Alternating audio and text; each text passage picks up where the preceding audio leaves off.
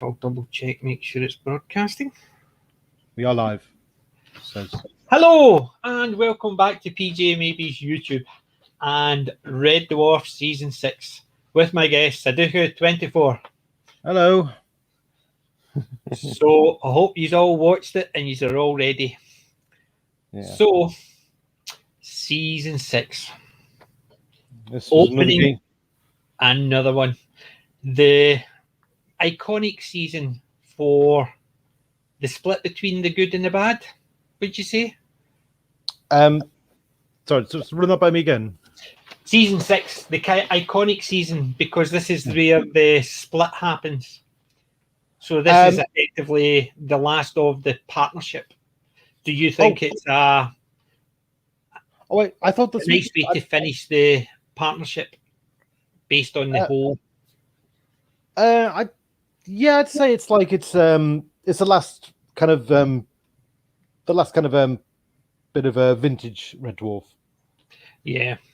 It's like it's kind of, it feels like that's part of the solid block of seasons 1 to 6. Like it feels very kind of even though like it's a bit of a game changer, it still feels like it's part of it feels like it picks up where Series 5 left off spiritually, whereas Series 7, which I know you'll get to later, that to me felt like a very far removed from what came before. Yeah, I think it actually started, the turn was in Season 7. Mm-hmm. And I think that was shown by the time it hit Season 9. Yes. But Season 5 had picked up a lot extra viewers. So that was why the first episode in Season 6 started the way it did. So we'll start with Season 6, Episode 1, Sirens. Yeah. What was your thoughts of Sirens? It was pretty good starter. It's very. They don't usually start this dark though, do they? No. It usually, I found definitely the last couple of seasons, the starters were a good introductory again to the characters, and it's usually a lighter, not too sci-fi, not too dark. It's usually something that has got it's a smiler. It's one of the ones when it finishes, you go, yeah, I like that. Whereas this one, you can still do that, but it had darker elements to it. It was definitely it felt like a reboot as well, because obviously there was the the crew were awoken again, and Rimmer's rebooted, and it's 200 years later, isn't it? It's like they've been asleep 200 years whilst and Red Dwarf's gone. Yep. And what did you think of the fact is it was they were on Starbug now, no Red Dwarf? It was, in some ways, it felt like a natural progression because they'd done so many Starbug episodes up to this point anyway. So it felt like Starbug was becoming the main craft of the signature craft of the show. Yeah, because they needed to get out and about more, so it was more of it was more of a Star Trek-y way of doing it, rather than a Deep Space Nine way of doing it. Everything comes to them. This way they're out finding things rather than the opposite. But we obviously know why Red Dwarf wasn't around. Right, tell the story. Go on. Yes, we were discussing this before we went live, but it's the reason Red Dwarf, they had to write the season with Starbug was because Red Dwarf had been dropped and broken. It had fallen off a shelf and had smashed. So when they decided to go and repair it to get some more shots, they realised it had been stolen. Somebody stole it. So I can just imagine somebody's man cave. That's why I don't show that side. It's got a big Red Dwarf sitting there. Oh, it was you, was it? Wishful thinking. That would be wishful thinking. If I had that would be behind me right now. That would be my wall. But I can just imagine somebody in their man cave, in their shed somewhere, has got the original Red Dwarf. And they could answer all those questions like, is there a TARDIS actually on the inside of one of the window slots? I mean, is there a Crichton hand in the inside? Because accordingly, Red Dwarf has got a TARDIS in the corner. Oh, yeah. See the interior. Is there by it? There's the docking bay. The docking bay type thing. Well, it's not Yeah. so much the docking bay, but there's basically the slots in where you see all the windows. And accordingly, in the corner of there's a TARDIS, but also there's a small model of a hand. It's meant to be Crichton's hand, so it's in there as well. It's painted red, but hence the reason why it would be difficult to see it. But one of these days, I'm going to go through some of the more close-up shots just to see if I can find it. That would be fun. But I've got a quote, by the way, from Doug Naylor. He said that for Series 6, we wanted to take the series in a different direction, giving it a new energy. And we felt if the crew were forced into a much smaller craft with low supplies, it would give a fresh new edge to the series. Yeah. And then she said, like, it was an experiment. We didn't know it was going to work. So Red Dwarf is out. And I think it's given the series a different feel. Back to basics. This time, them round the throne on their metal, and the universe is a much more vicious place in Series 6. Yeah. See, I think they could have actually stuck with Red Dwarf, and I think it was... See, the Red Dwarf model didn't really push them into going to Starbug. But I think the fact is they wanted to shoot a couple of more exterior, and Red Dwarf was gone, stolen. I think that gave them the idea to change it, because they were obviously looking for a way to bring it, to change it. But I think the fact that Red Dwarf was stolen gave them the idea and gave them a premise to work from.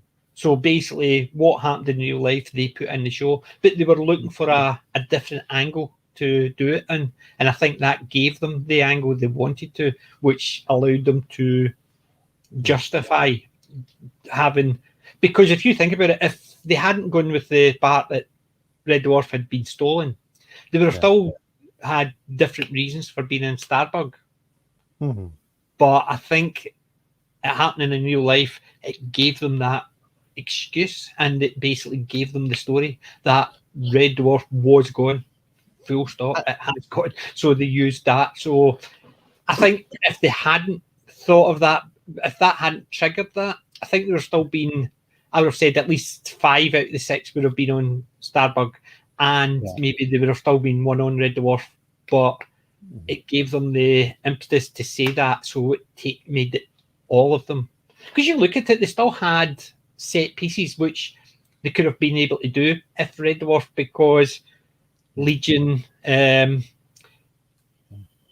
not necessarily. I don't think Horsemen, the Gunmen of the Apocalypse, that had to be Starbug, I think. It wouldn't have been the same, because I can't imagine them running into the... I keep forgetting that. I keep on going to simulants. Say... The simulants, yeah. I keep on going to say symbiotes. I don't know why. I must be thinking Jadzia Dax again. But basically, the simulants, I don't think they would have ran into them, or else the simulants would have ran in the same way, because they wouldn't have been able to transmit the virus the same way because of the smaller craft. But Legion could have still been there. The Sirens could have still been there. So all of those aspects of it, I think, would have still played in if they didn't get rid of Red Dwarf. But I think the fact is that pushed the idea into their heads. And it definitely... And it made it step up a bit, but in some respects, it made it step back a bit, because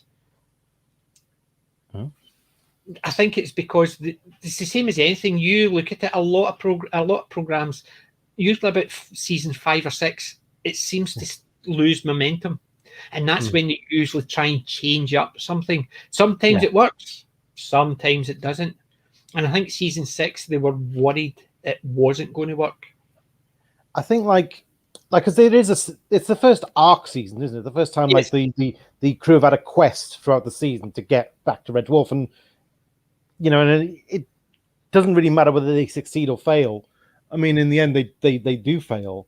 But it's strange because so Sirens is definitely that is the mission statement. That is, yes, immediately, we're having to cross this asteroid belt, and it's full of these really deadly sirens. I was watching this today, and I thought, you know what, think it's a shame they didn't really explain why why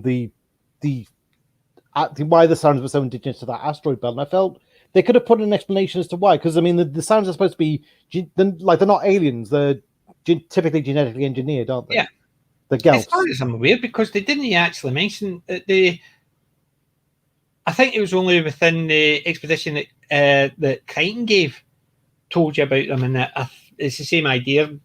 Because as far as we're aware, there is no aliens.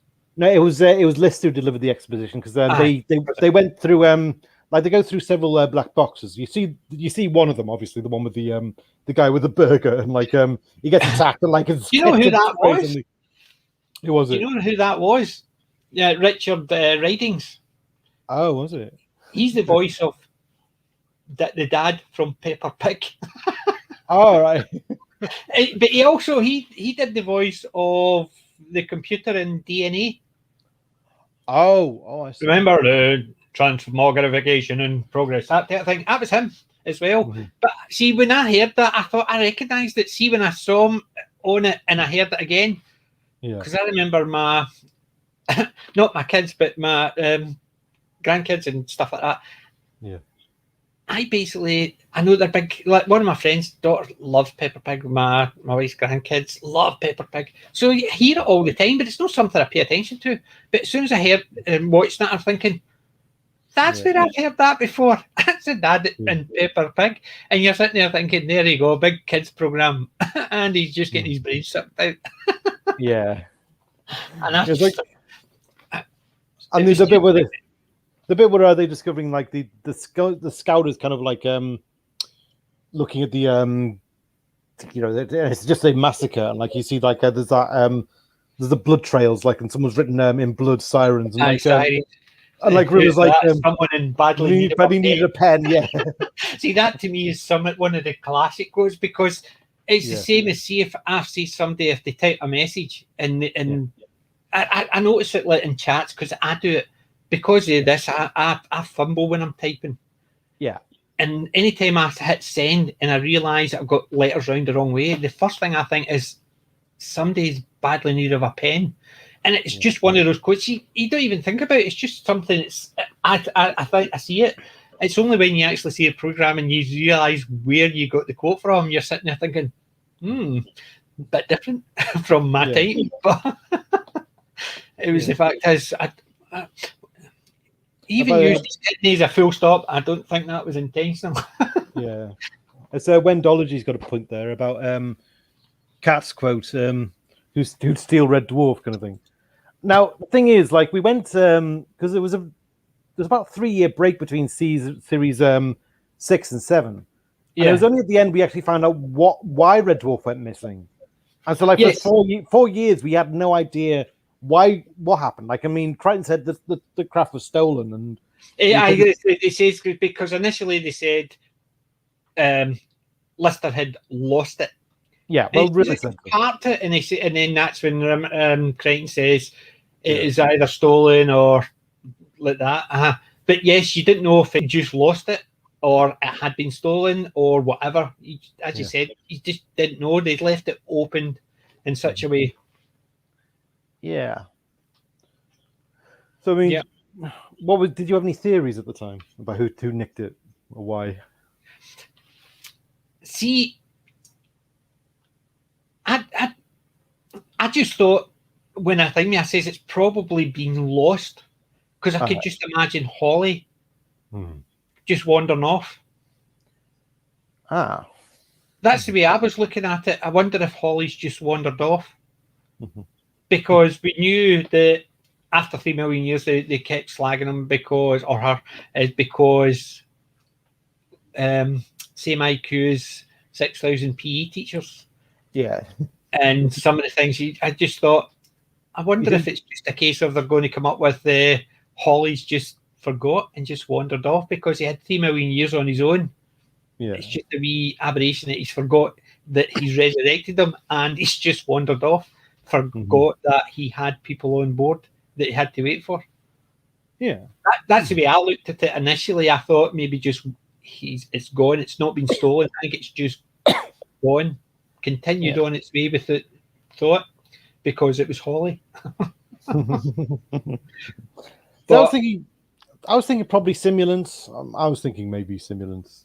And then but as soon as they tell you it may be stolen and they've put that idea in, then you do. It's a case of, is it girls? Is it stimulants? Yeah. It's one of those things. It's a don't know. As you said, for 4 years you don't know. Yeah. We could just guess what was going to turn up at the end. Why? Obviously, we've all seen the seasons, but we're trying not to spoil them. But I think it is definitely. Well, I mean, without giving any spoilers, were you disappointed when we found out? Actually, yes. Although I liked how they did it again, how they brought it back. Yeah. So you couldn't have that disappointment without having the big reveal. Yeah, that's true.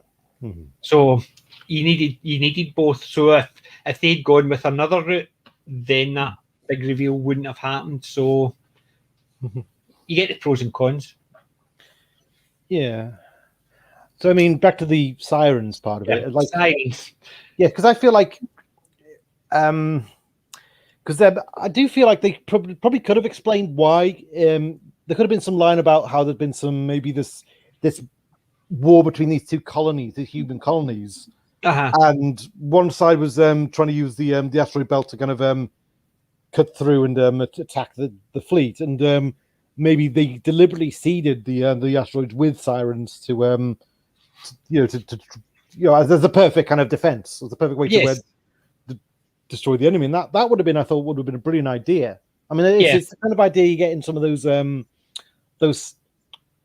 what's the name of that old 80s computer game where it's like it's this sandbox game where you just have to explore there's a huge galaxy to explore, and you can basically, you're in command of this ship, you have to trade things, you have to this and that, and apparently there's this period where there's these kind of these old mines from this old war, which are still deadly now.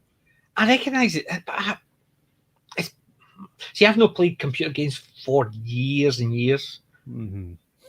But I haven't either. But I know people who still game, and they told me about that. I don't know, but you know, this season had a couple of highlights, but also a couple of bits. But this episode, had the great Jenny Agutter in it. Oh yes, it did. Yeah, it's Crichton as Professor Mamet. Mamet, aye. But in with Jenny Agutter in it is just superb. Do you know what I picked up? Look what I just got. Logan's Run. Logan's Run. I'm sitting there waiting. That's going to be one of my reviews once I get my new computer up. But it's just that just came through yesterday, and I was watching that again. I'm sitting there thinking, yep, Jenny Agutter, definitely. Can't go wrong with Jenny Agutter. But another thing it was for us is Anita Dobson, and a lot of the American viewers won't really know Anita Dobson because she was Angie from EastEnders. She was Dirty Den's long-suffering wife. Yes. But when I saw her in it, because I basically grew up with it, my mum and my sisters watching it, and I thought, she's quite a serious actor. Yeah. And you're sitting there seeing her in that part just to get killed off. But this was Claire Grogan's last appearance. Yes.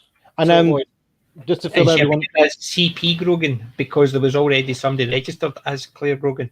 Yeah. Just to fill everyone in, basically the sirens are these genetic engineered predators, and they can mess with they can pull illusions on their prey, basically. So basically they will appear as people they've known, people they've they takes the form of Kachansky to fool Lister and to try to draw him onto the asteroid where they can get, so they can. Although I think the cat's illusion better, because they said Crichton warns them that they'll do anything to get them down. Yeah, and the cat's the first one that actually answers a distress call, and it's a planet full of women just looking for a man to love them. to spread his seed, and that got cat straight away. And you're sitting there, and they says, if that's the level, and they says, no, that's the level for cat. Yeah. Yeah. And Crichton says, like, if we hadn't stopped him, he would have been on that planet brainless. You would have been trying to write, boy, was I suckered to his own intestinal tract. But even when they failed to get him with the Claire Grogan and so you've got kids. Come on, boys, come, Jim Bexley, come to mummy. And you're sitting there thinking, yeah, it worked quite well, because you can imagine that is not going to, that is not going to sit well. So he's thinking, but it's the same again. There is the other two to stop him, but it's when he's on his own on the planet with Pete Trans's sister. I love that. I love the fact he doesn't even remember a name, but he's still absolutely seduced by her. Yeah. I know that they did a lot more of that, and a lot of it was cut out of the episode because it was more. I've got one innuendo comments. I've got one of the old script books, like and Sirens was in it. It was actually, in fact, this was released before Sirens aired, so you'd actually got a preview of the next script, of the next story. This book of scripts called Primordial Soup. And I remember a lot was cut out from it, particularly when Lister's awoken and Crichton's trying to refamiliarize him with who he is, and he's showing him all these these books about, and he's shows him Kachansky and trying to remember, and there was a bit more. I think I do remember there was a lot more going on with the sirens and the all fighting over him. Yeah, I remember that. Yeah. Well, the sirens, the Pete Trans's sisters, because they cut a lot out because, well, there was other things that happening in the background as well with Craig Charles. Right. When I remember when they did a repeat run of Red Dwarf, like from the beginning, and this is court case. Well, sorry, Craig Charles had been charged. They didn't broadcast Sirens at all, so they skipped straight to Legion. So it's immediately, if you were watching it, you were immediately thrust into Red Dwarf's been gone kind of thing. Yeah. And but they had to leave that one out because obviously it was there was so much innuendo, and it was associated with Craig Charles at that time. It was like and it's also the fact is they had the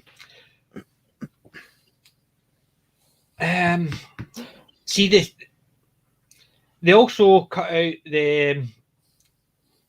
was it the gunman? It was Gunman in Apocalypse as well. They edited some of that, because of the computer game. Yeah. Or the AR machine. Yes. So they cut that out as well for the same reason. Mm-hmm. So it was a short thing because they did redo it after about 3 years when they repeated it again. Yeah. All the seasons got put back. But when you were saying about the part when they woke up after hibernation, you know why they put that in, don't you? That was the higher ups wanted it in because they wanted a recap because they'd picked up so many more viewers in season 5. They decided they wanted to recap. Yeah. So what they did was they used the sleep for 200 years and refreshing his memory to sort of recap for everybody. I did laugh at that bit with the long nails, like he has to, and he realizes his foot are just as his toenails are just as long, and he's like he's struggling to the pencil sharpener, which I thought was funny because I just remember those pencil sharpeners from school. That was a teacher's pencil sharpener. I just could see. And the thing is, when he wakes up with the beard and the hair, and I'm sitting there thinking, have I been sleeping that long this morning? Yeah. But that's why they did that, because the higher ups wanted a recap, and that was the best they gave them. Mm-hmm. Yeah, I mean, and it was to do with the fact that they didn't want to do a recap, but they put that wee bit in to basically appease the higher ups because they wanted a recap thing so people could know where they were and what was happening and reintroduce some of the characters. Initially that's why Sirens was there, was another reintroduction to the characters. Like, for instance, Camille and Holoship? Aye, Holoship first. So they basically used those as introductory episodes again for any new, and they did that with Sirens, and that's why that first wee bit at the beginning where he's reintroducing him to himself. And that's what they wanted. So, and it worked. And I suppose because they made a joke of it and they didn't actually go over stories that they've done. It's just a case of a wee rehash of Lister, and that was it. Yeah, because they didn't reintroduce the cat. They basically just the cat was there, but they sort of introduced Lister, but the cat was never reintroduced. He just turned up.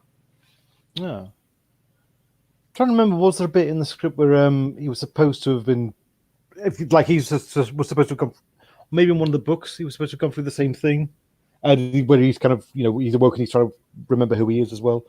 I don't remember. See, I can't remember that. But then again, in the books, I've just restarted the books again. So I'm on Infinity Welcomes Careful. So I'm basically on that one. I'm only just over halfway through it. Same again, not driving, so not get a chance to listen too much of it because I've got too much on during the week. Hence the reason why this weekend streams off, because I got a brand new computer and I need to set it all up so it can take my mic and my camera and everything working. Basically, I'm sitting with an old works laptop and everything's running from that. So I got myself a big beast of a computer, so everything should be better. Yes. Yeah.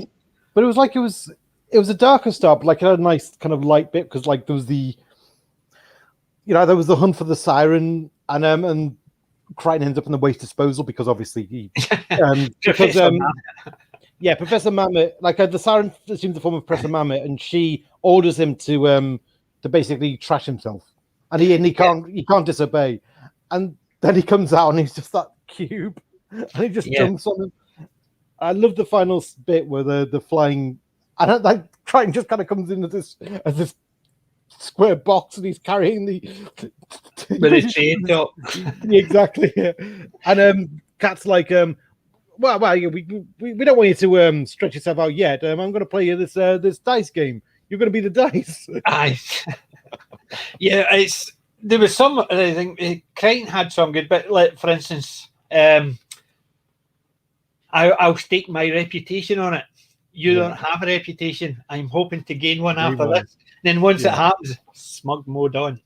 Yeah. I thought, beauty. But the one thing I must admit I did love about this episode, because as you remember, every single time it happens, Starbug crashed. It's always Starbug 1. Crash. And they remembered to actually address it because they said Starbug crashed more times than a ZX81. Yeah. I remember having a ZX81. My dad bought it when I was 16. My friend had one. First home computer, a ZX81. And I had constantly try and load things on that thing. I had the Commodore 64. I always say I had one of those as well. One of my friends had Commodore 64. I had the Spectrum. But the first one my dad bought was the ZX81. I think he still had it up in his loft last year before he passed. So it's probably still up there. Darren's got a good point there about Starbug's insurance premium. Yes, definitely. But it was the fact is, because I've said to Darren, and I basically said that they constantly crash and it's always Starbug 1. Now they can't get away from it only being Starbug 1 because there's no Red Dwarf to swap this thing. Because I says, why don't they just put another number on the tail and say they've crashed this one, so they've had to use another one? But now they've at least justified that why it's always Starbug 1 and it's crashed more times than a ZX81. And then they mention the self-repair and stuff like that. So it sort of gets round why it's constantly crashing. It's always the same Starbug. So, but yeah, its insurance premiums must be horrendous. Yeah.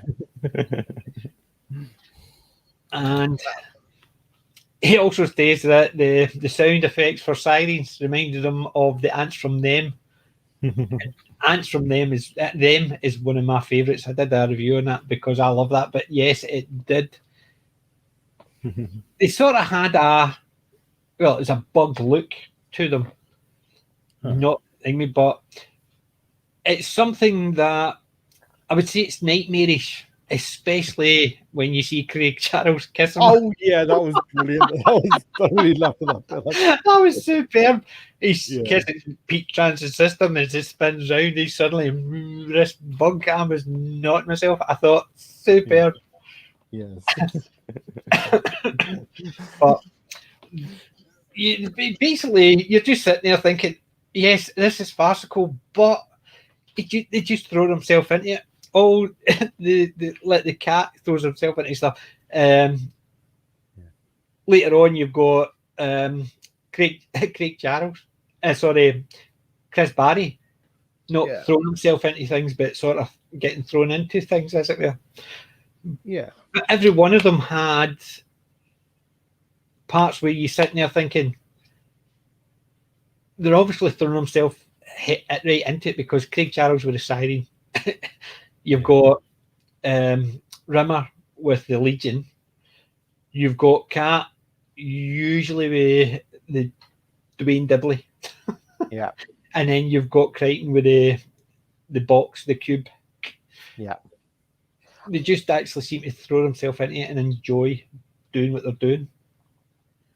I think they did well to milk it for suspense as well with the even when Lister gets back, they get two Listers turn up. And it's like, oh, which one's which? That was a good twist. That was a good kind of raising of the stakes because yes, but did you notice the wee glitch in it? Lister took his coat off. Both of them took the coat off. No. He took his coat off when he was in. He started taking his coat off as he came in, and the other one still had his coat on. Yeah, it wasn't that. It's when they were doing they're playing the guitar. They wanted to show Craig playing the guitar and playing it well. But it's unfortunate you can see the hands coming through where Craig's sitting with his hands like that, and you see the hands coming through. It's something. It sort of stands out. I think they would have been better with just the fact as he picked up the guitar and they switched to audio.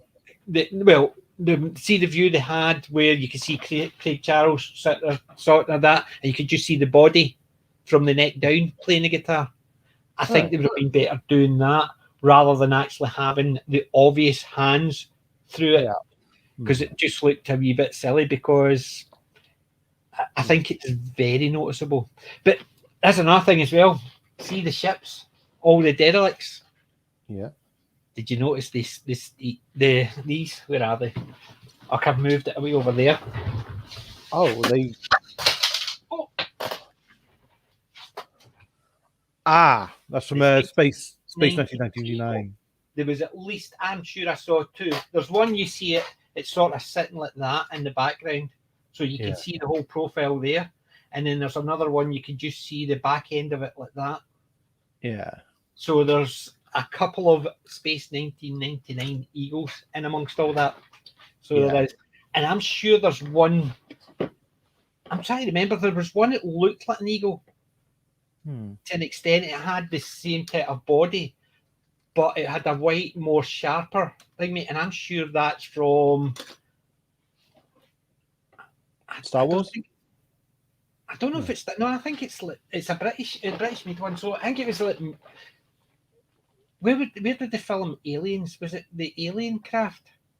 They did film bits of Aliens in Britain, didn't they? So I think it's what they've done is they took models from what they had when it was filmed, and I think the Alien, one of the ships from Alien was there, but they definitely had a couple of those in it. Space 1999 Eagles. There's one you just see it sort of sticks up. The other one, it's only if you know how it looks because you're only seeing it from like that angle. Yeah.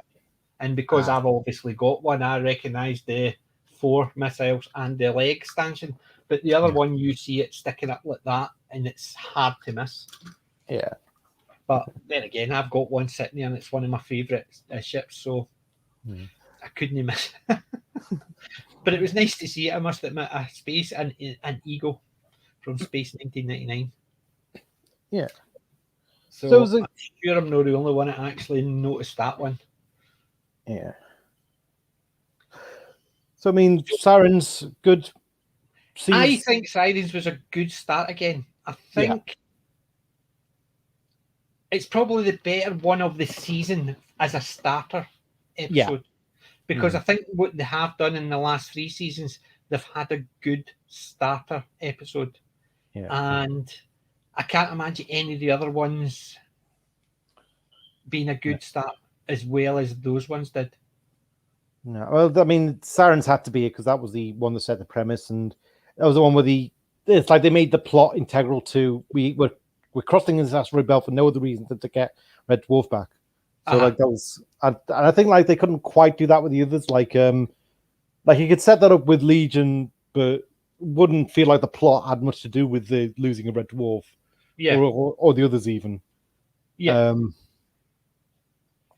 I think you're right because I can't see Legion gunmen or they're like even Emo Hawk because yes, they could have done Emo Hawk, I suppose because something on Red Dwarf, but I can't imagine them going to trade with the Guelphs because Red Dwarf would have enough of everything or the somewhere to build it. Rimmer World, I can't see how they would have been able to do that without.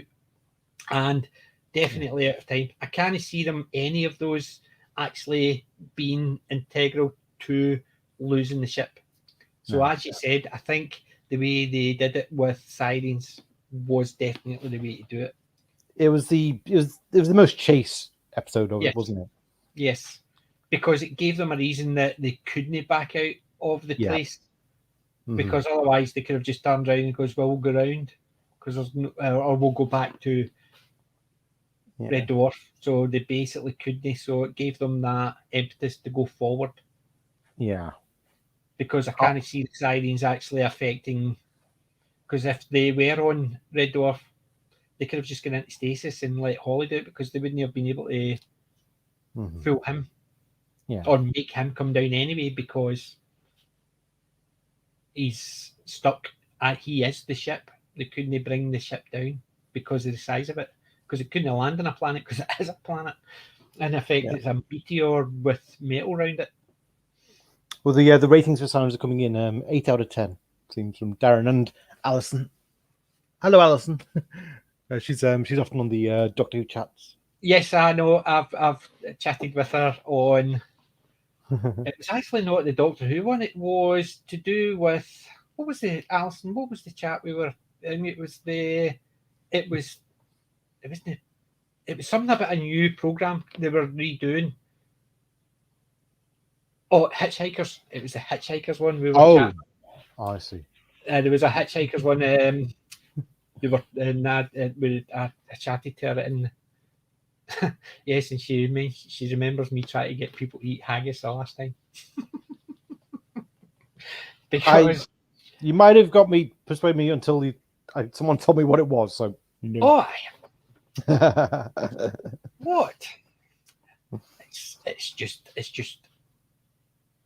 Well, let's put it this way.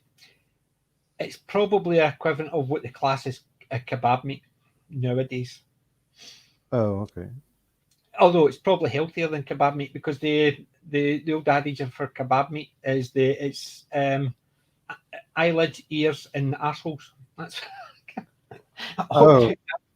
basically it's just one of those jokes. It's all the bits of meat you don't have. You put in a mincer, grind it up, and as your kebab. Whereas it's all the internal. It's the cheek, stomach, and it's oats and it's stuff like that. It's basically it's lovely. But yes, I've been trying to tell people actually should try it.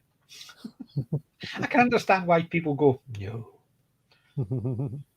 but yes, we were chatting on the Hitchhikers one because they're doing another Hitchhikers, but I think Disney have bought the rights to Hitchhikers, but they've decided it's not going to be the same story as the TV show, the movie, or the books.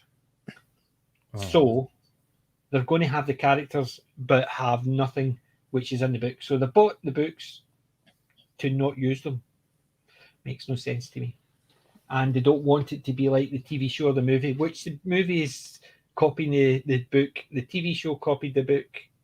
Yeah. So they bought the book. They're going to remake Hitchhikers, but they're not going to make it. They're going to make it. It's not going to be following the book at all. Well, after what they did to Star Wars, I'm not interested in what Disney does with anything else. I can understand that. It's just basically, it was just the idea of it. So, and Windology, I will send you the link to the video what I'm talking about, and you can see what it was saying about it. But definitely, it's Doctor 50. That's it. Oh, is it? Okay. One is, All right, cool. So basically, it was Dr. 50. He basically, it's his channel I was looking at, and that was the video. Cool. Definitely, I would check it out, but I don't know. It's new. It's a remake. It's a Disney remake. It's going to be dire. But then again, I'll stick to the originals. I've got the classic, and I've got the audio somewhere of the classics. Is the radio program of Hitchhikers. So I'll stick to them.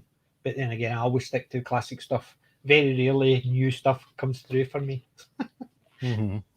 But Sirens, I can understand 8 out of 10. I think as a starter, it was definitely a strong one. Yeah. Probably compared to all of them, it's definitely the strongest that you could have. I don't think any other episode could have filled that niche as well. So, second one, Legion. Yep. What did you think of Legion initially? I thought it was good. I think there was a few missed opportunities in it, but it was a good kind of. I think it felt right as the second episode of the arc. It was like they kind of like a nice contrast to the first. This was where they were kind of. It was slightly lighter. It was more kind of ideas based, wasn't it? Yeah. See, I think the way I was looking at it is, I think if they had decided to keep Red Dwarf, they would have put that as the first episode. So if they were still coming from Red Dwarf and just traveling backwards and forwards, I think Legion would have probably been the first episode. Only for the simple fact is, it allowed them to stick with the hard light. Yeah. You know, that was only meant to be temporary for the one scene. Oh. And they decided it worked, and they basically just decided to keep it. Whereas to me, I thought for years that they deliberately did that. So it made it easier for them, so Chris Barry could actually touch things without him standing around and telling people to do this and that. So it gave them the opportunity to allow him to do it. So I thought they had written it specifically for that. I only found out a few years later that it was only meant to be temporary for that one scene, and they decided to keep it. If it had been temporary, it wouldn't have made much sense why Ribbon would have given it up, would it? Exactly. But he has sort of, in this season, you notice he flips backwards and forwards. Softly. Yeah. But they use it as a drain on the batteries and stuff like that. So initially that's what they did, but I think they even dropped that. It just goes, bugger it. He's hard light, end of story. But even when he was given his hard light, I just thought, puncture repair on standby. I just thought, they're having another dig at him with his Rachel. Yeah. Yes. I just thought, perfect. It's just the way they just did it. I just thought, wow. They gave him it, but it was even the funny part where he's taking the wee teeny bead that size, and it's constantly and it's constantly pulling more stuff out, and you're sitting there thinking, but I thought it was a good idea, but I think Legion has got some of the most quoted bits. Yeah. Definitely one or two of the most quoted parts within it. Right. Because you think about it, if you mention any of the, like for instance, blue alert, are you or go to red alert, are you sure it means changing the light bulb? Yeah. You know what I mean? That is one of the most quoted ones, and that comes from Legion. Yeah. So, and I love the everybody knows that quote. They can always tell if somebody says you want to go to red alert. Even people aren't big Red Dwarf fans would say, "You sure it does mean change the light bulb?" I've heard it before. It's when somebody talks about putting a light on. I love the bit. I love the bit with the Space Weevil bit. It was like the Space Weevils have eaten all our food. Like it's like so what's under the grill then? Space Weevil. Well, it is corn fed. Yeah. And it's the fact it's presentation, and he goes like that, voila. Yeah. And he's looking at it going, what? And he goes, "Are you kidding me? Raw carrot?" Yeah. I'm the same. My wife had, when she put stuff, I says, "I don't want stuff that my food eats on my plate with my food. I don't eat salad stuff." Yeah. I'm very similar. I don't want the food that my food eats on the plate next to my food. I know I'm terrible. So I can understand Lister's idea of that. Just basically, even when he's saying Lister's Rimmer saying to him, "Do you enjoy that?" He says, "I didn't know we had any crunchy king prawn left." Yeah. It just away he goes. I thought definitely, but it's definitely, it's got some of the best quoted ones in that. And they went all out with the effects as well, with where they got ensnared and gone to the space station. You know. Yes, I have with the basically the thing going over them and dragging them in. But even some of the like the antimatter, the Mimosian chopsticks, Chris Barry just gets pelted, and that's the only reason they wanted him to be a hard light hologram for that scene. That was the scene they wanted him, just so he could get pelted. Because if he was a soft light, he wouldn't have been able to eat, and he wouldn't have been able to pick them up, and the food would have just passed through him. So it would have been, they wanted him to be a hard light just so he could get pelted with food. Yeah, I love you also when he's admiring the light switch. Oh, that is superb. I was like, what would you call it? I would call the it light switch. Like, I couldn't buy it then. Buy it. Not really. I needed to turn the lights on and off. Aye, but it's the same as I said. Like, you've got the puncture repair kit and standby. Are you sure it means changing the light bulb? A lot. Those are two of the most quoted ones when they're talking about Red Dwarf. It's the same as later on with the Gun in the Apocalypse. There's some quotable bits in that. When he's Rimmer's like broadcast, let's broadcast this read in all known frequencies and in all known languages, including Welsh. Yeah, and even when they're actually saying there's no way we can outrun them, and it's basically it's a far superior machine. He says the Albanian state washing machine company. It's a far superior machines, but the Legion. Yeah. Nigel Williams. Mm-hmm. Do you know who they wanted initially to play Legion? Who? Stephen Fry. Oh, okay. I can't imagine. To me, they could have just had anybody doing it, and it's just the voice, because Stephen Fry's got a very distinct voice, and I think it would have been, yes, I can understand why they wanted to have a Stephen Fry's voice. But I can't imagine Stephen Fry being happy with the get-up. Yeah. It was a wee bit tight. They had to sew him into that, which means as soon as they put it on, he had to wear that until filming had finished. Yeah.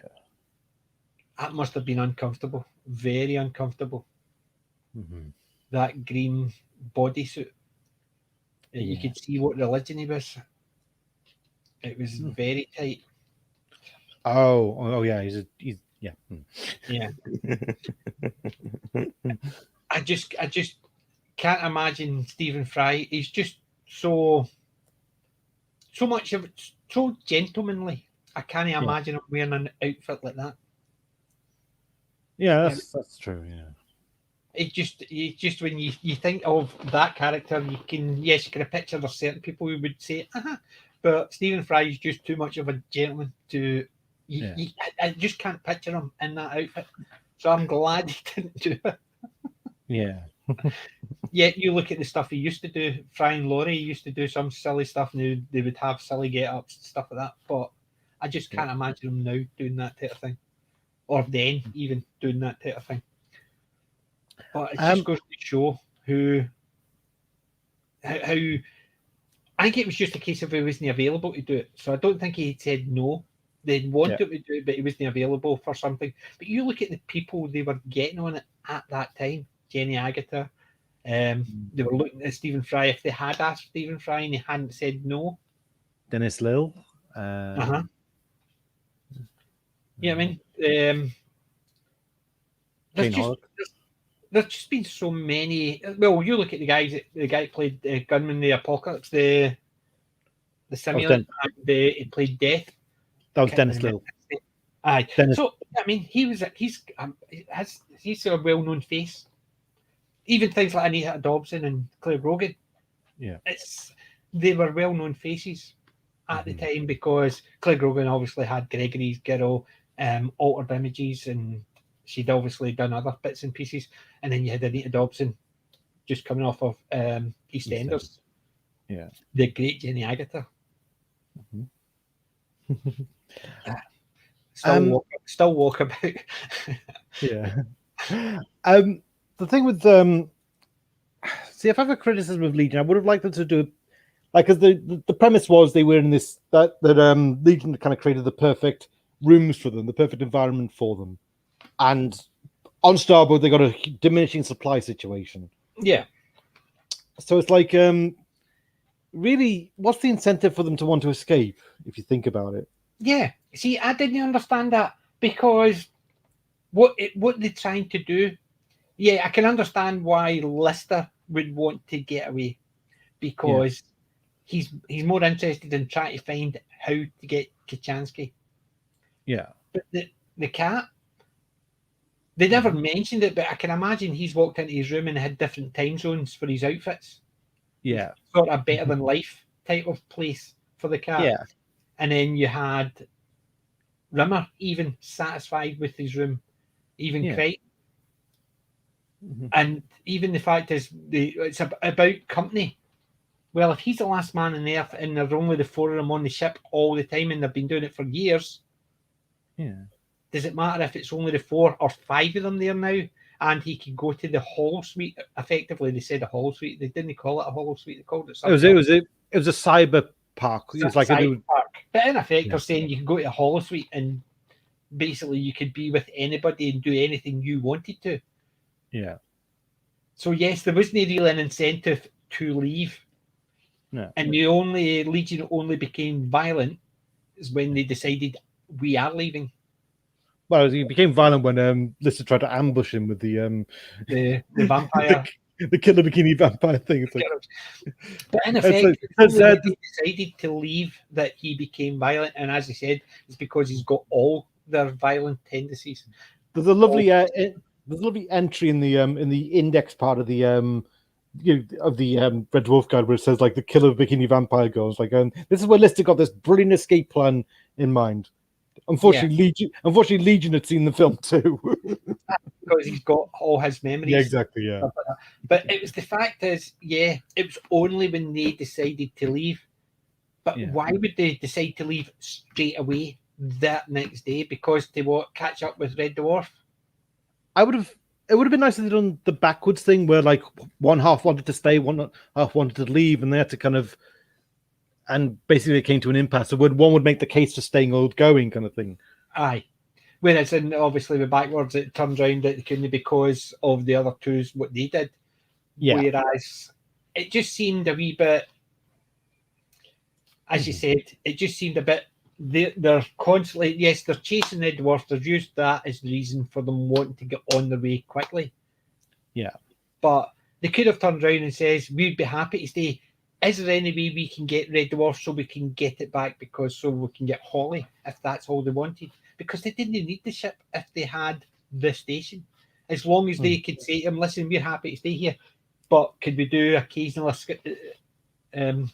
flyouts to do a wee bit of exploring because we like that." And then that's when Legion could kind of start to put the law down, and that's when they say, "Okay, this guy's no, we need to get away from this guy now." Kind of. Yes, they could have done it like that. But I think they should have actually made it sort of last as if they're getting used to it, and it's only after they're used to it they actually say that, and then you realise, oh, wait a minute. Rather than the one night, it just seems very quick. Yeah.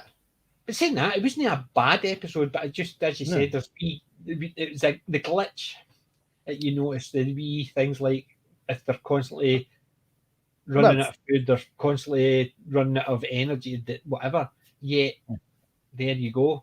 They got everything they wanted. Yeah. Because I can't imagine Lister wanting to leave. Oh, sorry, Rimmer wanting to leave because he's now a hard-light hologram. He can touch anything he wants, and there's a cyber park that he can practice on.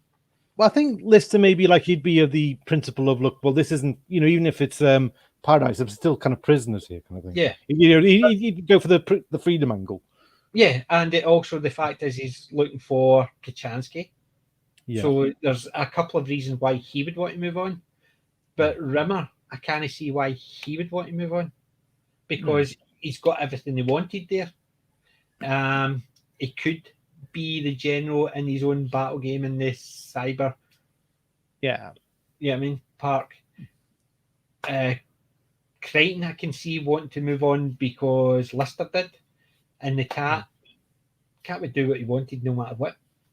Yeah. The cat.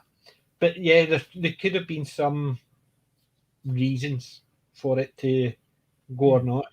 And if you think about it, if Rimmer had said, no, I want to stay, then they could turn around and say, no problem. There you go, Legion. He can stay. Because he's a hologram, he'll never age. He'll never die. Which means you'll never age and you'll never die. Yeah. It's a win-win for both of them.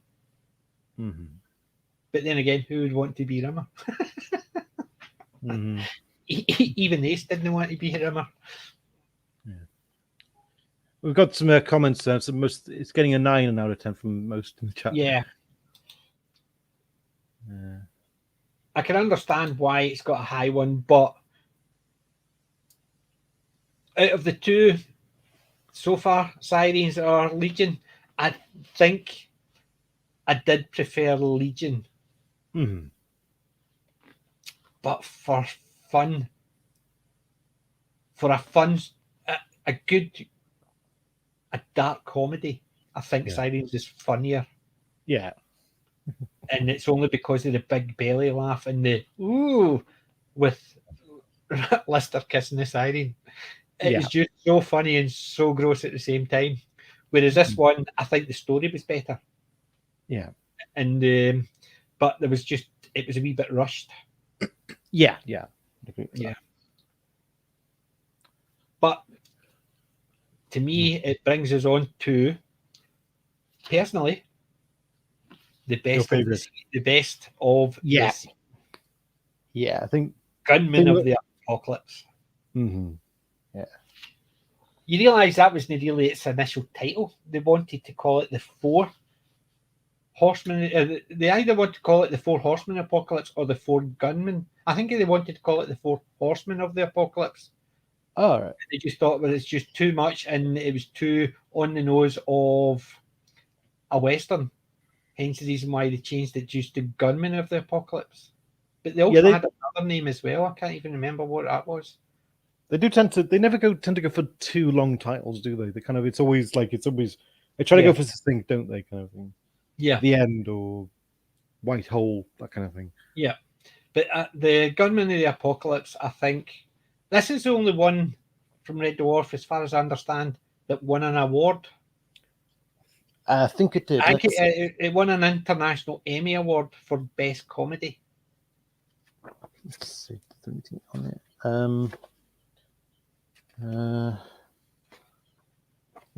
Can't find anything in the book about the award it won, but I know it had won. I knew it had won an award. I had actually just checked to see what award it was. and it was accordingly the International Emmy Award for Best Comedy. Because I knew it had won an award, but I knew it won a comedy award, but I didn't know what. Because I didn't think it was going to be like I thought it would have been like the BAFTA now, the British TV did that one, that type of thing. Because obviously, but an international Emmy, I was surprised at. Mm-hmm. Yeah. So, and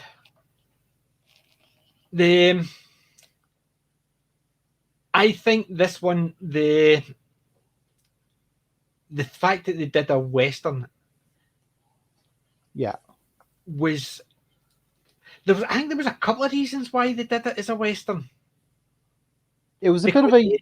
They'd led up to it a couple of times because, like in Legion, and in Sirens, they started off with in Sirens they said to Crichton said to Lister, "Sorry, it's Doug McClure again."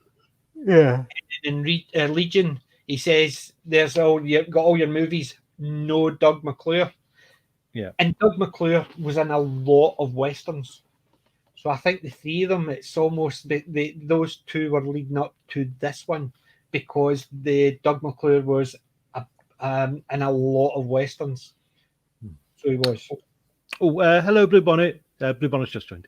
Yeah, hi.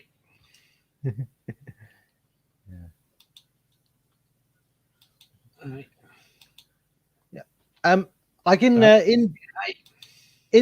Demons and Angels, wasn't like Lister's evil version was a kind of a gunman, wasn't he, from westerns, wasn't he? Aye, he basically was a wee he and he had the hat, but yeah. Aye, that's it.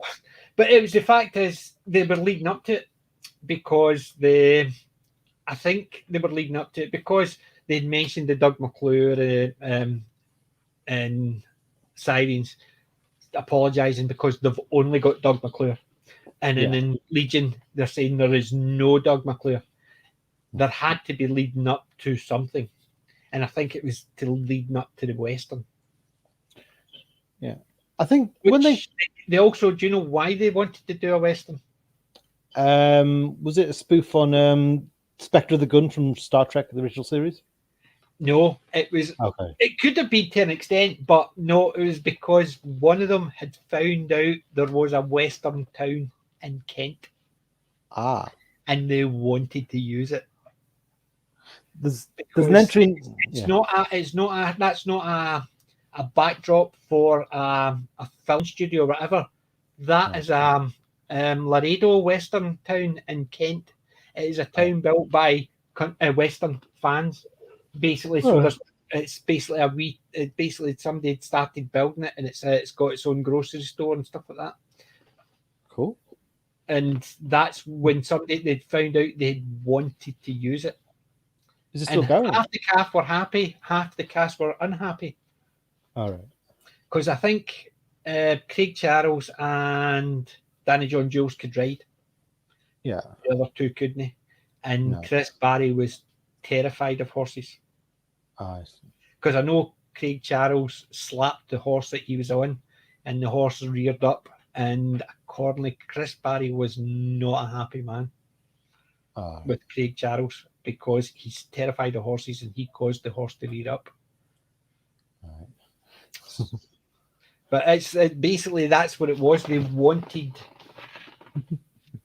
to use a Western thing because they came across that, and I thought superb. And I didn't realise at the time. I must admit, I thought I had heard about it afterwards. That wasn't a backdrop. That was actually a town that people who are right into westerns and stuff like that. It's the type of thing you would see in America, but they've got one over here in Kent. Like, because you know, like on the street when they were filming it, they're the people who stay there and every weekend and stuff like that. Cool. So, yeah, I thought superb. I'd hope it's still going. I would quite like to check that place out sometime. It's called Laredo Western Town. All right. Laredo. So it might still be going. But yeah, I can just imagine just going down there. Not something my wife would like. going into a western. But I could just see myself. I've always wanted to do a cattle drive. I must admit, I always want to go to the States and do a cattle drive. Yeah. Basically, on a horse, spend the time sleeping out under the stars, driving cattle. Even if it was like for a week's holiday, I would love it. But it's not going to happen nowadays. I'm too old for it. Well, like in the making guy in a wagon with the beans. Come on, boys. Yeah. Do my Gabby Hayes. Yeah. But in the book, like the making of it says, like it was a roast beef western, like because yes, I had that. That's I think because that was the English version of a spaghetti western. Exactly. Yeah. There you go. It's an unwritten rule, which I've just made up, that all sci-fis must have an obligatory western episode. Well, it does feel like it completes the set kind of thing. It feels like it's So you look at Star Trek, the original, they had the western one as well. Yeah, Spectre of the Gun. Yeah, which is very similar. That was the OK Corral. Yeah, and it was similar because because the whole point was like this is kind of, it's all in the mind, and like in the end, Spock has to kind of mind meld with them to train them to think, look, you know, you're invincible here, kind of thing. So it's like, and the same here is like Crichton has to kind of prepare the Dove program. Yes, I mean they make some Western references. Yeah. There's the one where it's have virus will travel.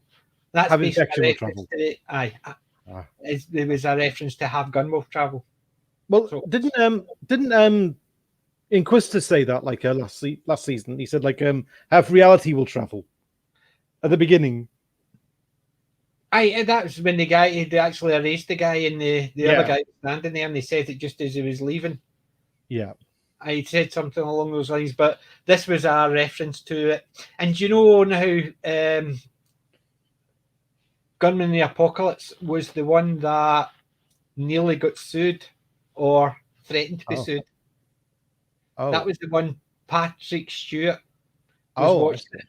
And he thought it was too much like the one with data, too many daters or something Fistful of Daters. Fistful of Daters. And that's what they thought it was at. They were spoofing, or not so much spoofing. He thought they had copied it. He says he was about to reach for the phone for a lawyer until he realised, they sat and watched it and realised this is a comedy and it's really good. There was a bit that made him laugh, and then he kind of sat down and he got it, kind of thing.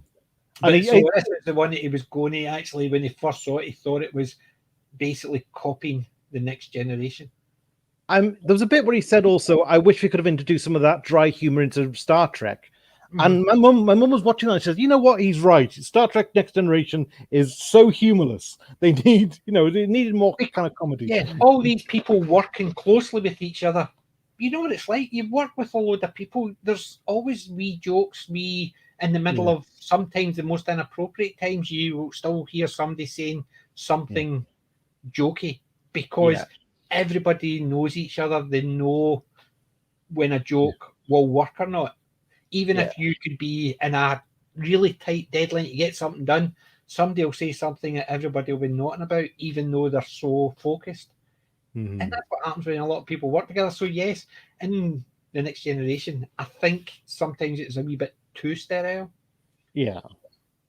Like was in the original Trek, like obviously you had the banter between Kirk, Spock, and McCoy, and the three of them, which so you had Kirk, McCoy, and Spock, and then you still had the humor within the rest of the crew. So you still had the occasional lines between Uhura, or you had Chekhov or Sulu, or even Scotty. There was still wee bits of banter between them, as in they felt as if they were people who all worked together. Yeah.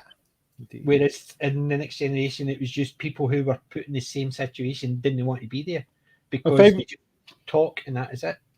One of the best ones of that was in Star Trek 3 when it's after the battle with Khan, and Kirk's like, Scotty, like how long do you estimate repair time? It's like, Oh, but 8 weeks, sir. But you don't have 8 weeks, so we'll do it for you in 3. It's like, it's like I always extend the kind of the estimate so I can people think I'm a miracle worker kind of thing. Yeah. Have you ever read John Scalzi's Red Shirts? No, not read it yet. Oh, you recommended it, didn't you? I didn't get around to it. I would still recommend it. It's if you don't like swearing, don't get it. There's a lot of swearing in it. I'm fine with that. My father-in-law is a minister, and he would love it. But the thing is, the swearing is unnecessary. That's the thing with certain books. I find that they put certain language in for no reason except to put the language in. So there was no need for it because it to me it detracted it a wee bit because of the language. But you didn't need it. But it doesn't bother me. But I would definitely recommend if you like Star Trek's. It's not a spoof. It's more of a parody homage type thing. Right. Red Shirts is good fun, and it takes the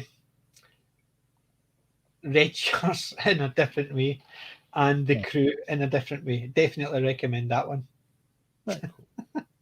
I would love to see something that was more. I would love to see somebody spoofing Red Dwarf. Yeah. Or homage to Red Dwarf rather than spoofing it. I heard someone did a porn parody, like it's a novel porn parody, and it's basically the plot. It's not just like a Red Dwarf. It's like it's of like the first book, Infinity Welcome to Careful Driver. So it's got the whole backstory of Lister ending up on Titan, but it's like, and having to work in that as a taxi driver until like he gets the Red Dwarf job. Yeah. But I think they changed the gender, and so it's just basically just have these kind of orgies or something. They're surprised they make porn parodies of everything. Yeah, they've done ones of the Big Bang Theory. They've done ones of anything. I'm assuming there's cartoons so that they've made porn parodies of. You can guarantee it. Yeah. Which, well, this is a book, but yeah. Well, I know that's basically, as I said, I'm halfway through Infinity Welcomes Careful Drivers, so yes. Yeah. I know the book, and where am I in it? He's basically just come out of stasis. All right. And the part of the book I'm in. Which, for some reason, isn't as funny as the Dead Dave. No. In the book, it's just not as funny. I've got the audiobooks. I basically, because I'm always walking about without my glasses and stuff like that, so I listen to audiobooks rather than read the books now. Although I still like having the physical copies because I do like occasionally just sitting reading, dig my glasses out. But the audio of his Dead Dave is not as funny as the episode. No. The first one episode. It was far funnier. Yeah, it's Chris Barry reading it, so he's doing a good impression of Holly. Yeah. And he's doing a good impression of Lister. So it's nothing to do with how it sounds. It's slightly slower. So it's not got the same Dead Dave. They're all dead Dave. And that they just didn't seem to be. It was just all it happened, and they would explain stuff. Then they would say he's dead Dave. Yeah.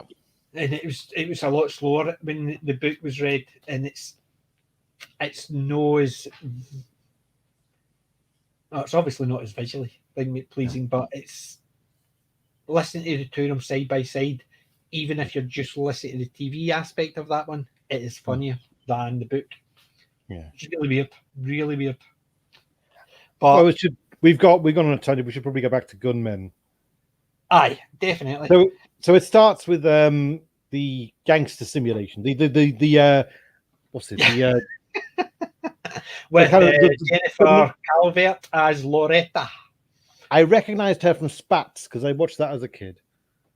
I recognised her for a few things, and I couldn't remember a program she was in, but I recognised her face. You don't see her in much anymore, do you? Seems to no. I think it's the same again. I think she probably does more theatre work. Yeah. Or she did more theatre work before, obviously things started shutting down. But I think it's like that. You see a lot more actors who once did TV and movies, they do more theatre work because they probably get more enjoyment out of it.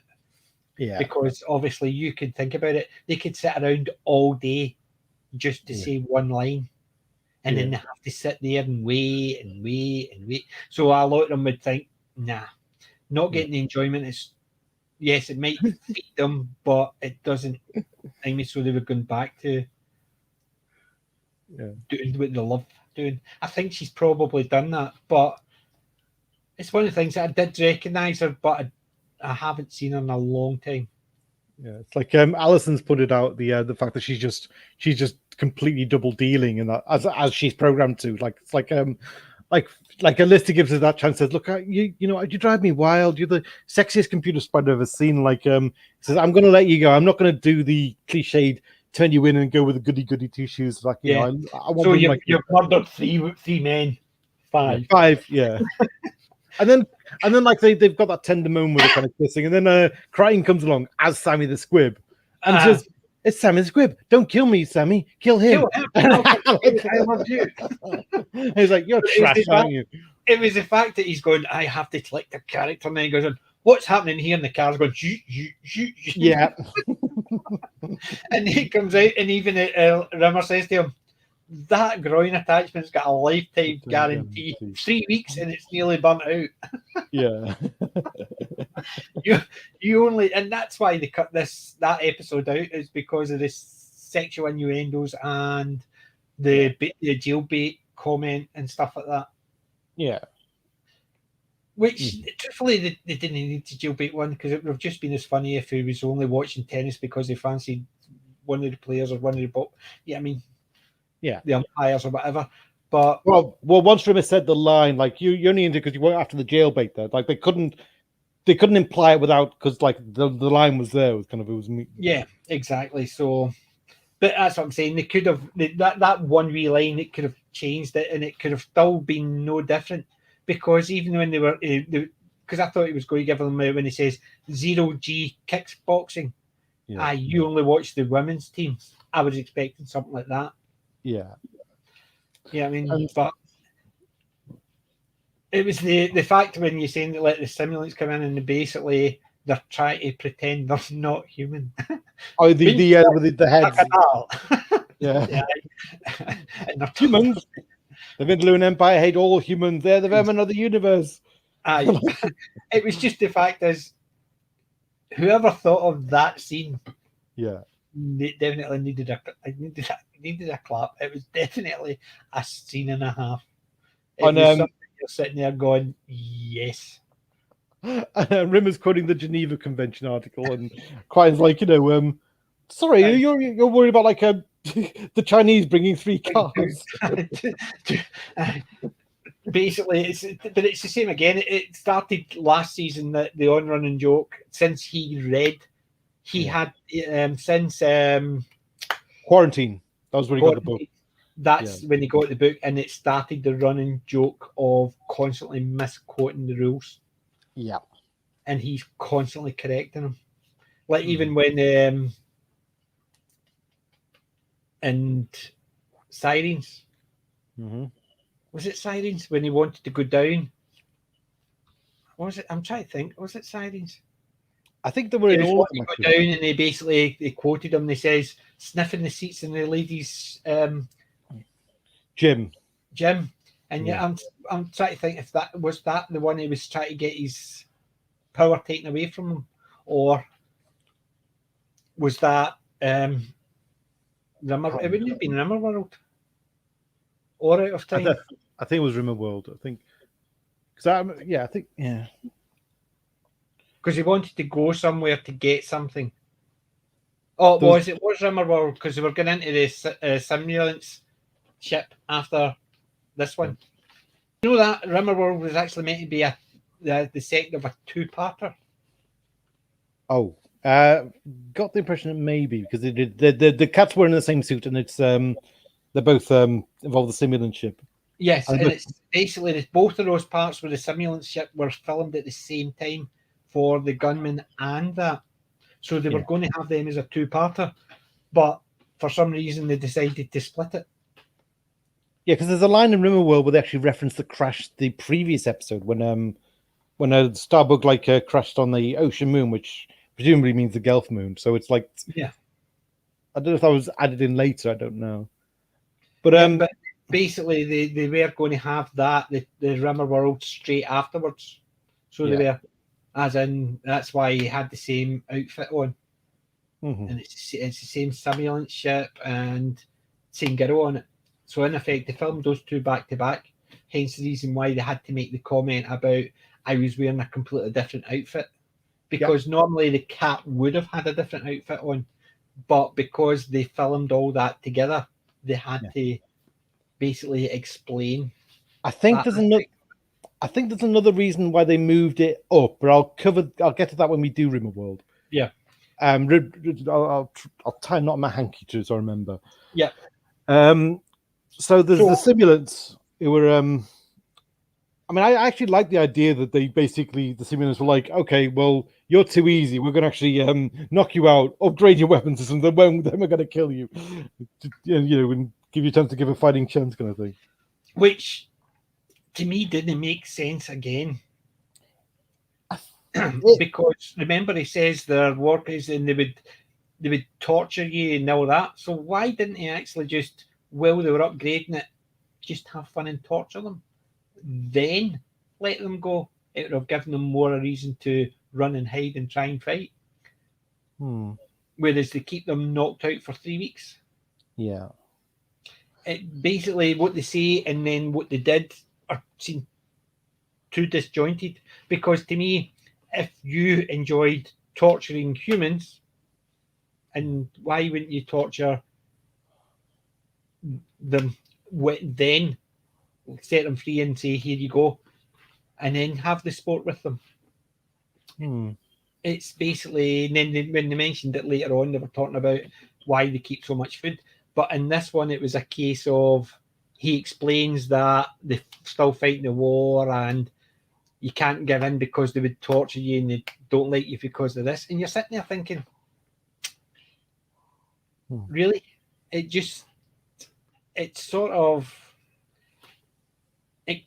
contradicted each other. They would do this to you if they catch you, but they don't. They knock you out and let you sleep for 3 weeks while they're upgrading everything. So why not torture you while they're upgrading everything because they were told they could keep you alive?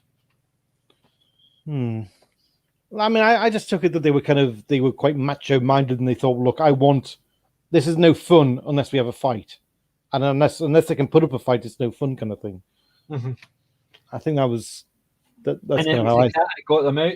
I was like, "What? You're going to go with one of my plans? Are you nuts?" The fact is, I've played this cat and mouse, and the best thing in OP is don't be the mouse. He says, "Mouse never wins unless you believe those lying cartoons." But no, but it was the fact is they followed his, and then they followed his second one. You followed two of them in a lifetime. Yeah.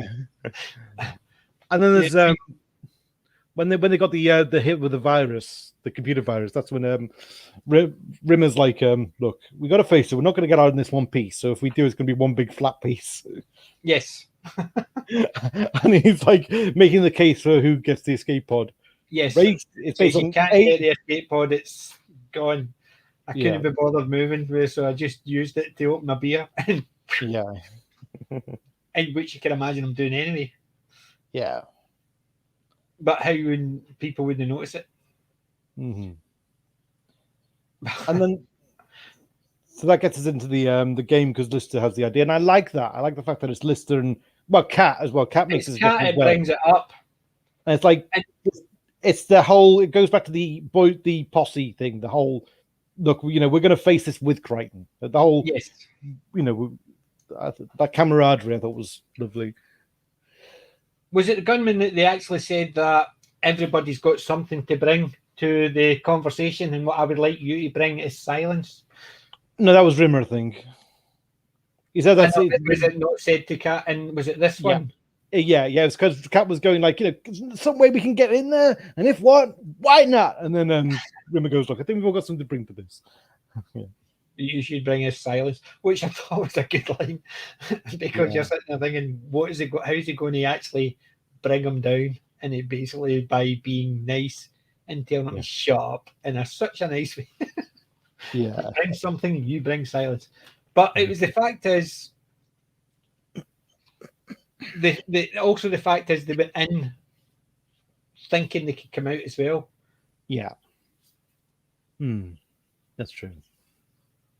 And so they still went in to help, but even when they did, that was another thing that annoyed me about the four horsemen of the apocalypse. Right? You'd see the two simulants, the guy and the girl, right? Yeah. Yet none of the four horsemen was the girl. Well, no, I mean, they could. I would have actually had her as War. Oh, but that's like, well, I mean, I think maybe that'd be good. Because the pestilence, no, I can't see it. Famine, I can understand why they've got somebody that was bigger constantly. But War, she was a simulant, basically. His sounded like his second in command or his tactical officer or whatever. Yeah. Yet he is in it as Death. So why wouldn't she be War? Just because the two of them were in the ship. It just seemed a wee bit weird. That's all I'm saying. It just, to me, I thought, why is she not in it? Yeah, I know what you mean. Yeah, but I mean, but it's just these wee silly things are the things that pop into my head when I'm watching it. I'm sitting there thinking, bring in new characters. Why not just bring another two in and have the two were out there in that for the Armageddon virus? Yeah. I mean, do you think maybe it was a kind of the traditional thing of the horsemen are supposed to be all male, so maybe they couldn't really. It could have been, but it more than likely probably was that, but maybe it's just because even when I was watching it then, I thought that's weird because she's the one that's about to fire the shots and stuff like that. Yet they had somebody else's War. See, I could have seen her as War. Couldn't have seen her as Pestilence or Famine. But I could see her as War. And it would have been funnier. Yeah. Or beat the shit out of her. Yeah, I would. That's true, yeah. Because he thought, it's only a woman. Belt, clash, bang. And he just, no matter what, he thinks he's going to win because it's only a woman. And then getting beat up. Yeah. Because you look how he basically... Because they get really cocky with the skills, don't they? Like Rimmer beams up in man beams up in the head of Bertrand McGeezy, the mighty brave or mighty stupid. And this starts to pay for the heart kind of thing. It's like, that paid for the hair. And what about the insult? And then he basically gives him which you were sitting there, I was sitting there thinking, what did you say? Rimmer being brave enough to insult somebody to his face? Yeah, it did catch me the very first time I saw that. It did catch me because it's not something you expect. Like it was something like the mother was a baboon. Yeah, it was something a baboon they made there, but that was Stephen Marcus, Bear Strangler McGee. Yeah, and he's been in a few things. But he always plays the big bruiser type guy. If it's it's a London crime, he's the shotgun holder. Basically, he always plays the muscle. Yeah, so he did because he's been in a few comedies as well. He was he not in Layer Cake with Jason? I'm sure it was Layer Cake, and he was just same again. He was just one of the muscle. Stoats in with a shotgun. But it's that type of thing. So he's always played those ones, and I thought him being in it, I could understand it. Yeah. But even when they were talking about, go back a bit prior to when they basically the mouse, it was the fact is they've upgraded this because before that the ship didn't have a cannon. No, they made their waste disposal into a cannon. Yeah. And they says, what else? They've upgraded this, they've upgraded our gun, they've upgraded this, and even the squeak in the chair's been fixed. Yeah. And you can't seem to have issue or any times they were talking about something no working or broke, it's like, for instance, what's the damage? Well, the chair doesn't go up and down anymore. Yeah. It was always something. All these things were major, but something minor round about him, he would tell you about as well. And that was the squeak in the chair had been fixed. Yeah. But I thought that was quite good because he's now the pilot. His area is the bit he cares about. Yeah. Which I thought was quite good. So, what did you think, all in all, of the gunman? Similar to you, I think it's probably the best of the bunch. It's like it's the most. And I did like, as you said, like the way that they've got the skill. They go in with the skills, and then they lose the skills, and that's like that like changes the dynamic. Because like there's that kind of the plan goes wrong kind of thing. And I always like that in a film where kind of the plan goes wrong and they have to kind of improvise. Mm-hmm. And I think Darren Paris says that closing shot of Starbugger, that was a good kind of. Oh, it was a perfect finish. It was basically they riding off into the sunset with the music, and then it was a Western version of It's Cold Outside. It's just as it was flying off into the sunset. I thought it was really good. Yeah, because the last time they did something like that was Wax World. Yeah. And Meltdown. Elvis Presley singing it. Yeah. Mm-hmm. Which I think sometimes it can be quite good that they do change it up a wee bit. Yeah. Well, I think they got so into that kind of setting that it was almost like it was almost like a fitting idea of this is the ending for that show kind of thing. It's almost like, I mean, mm-hmm.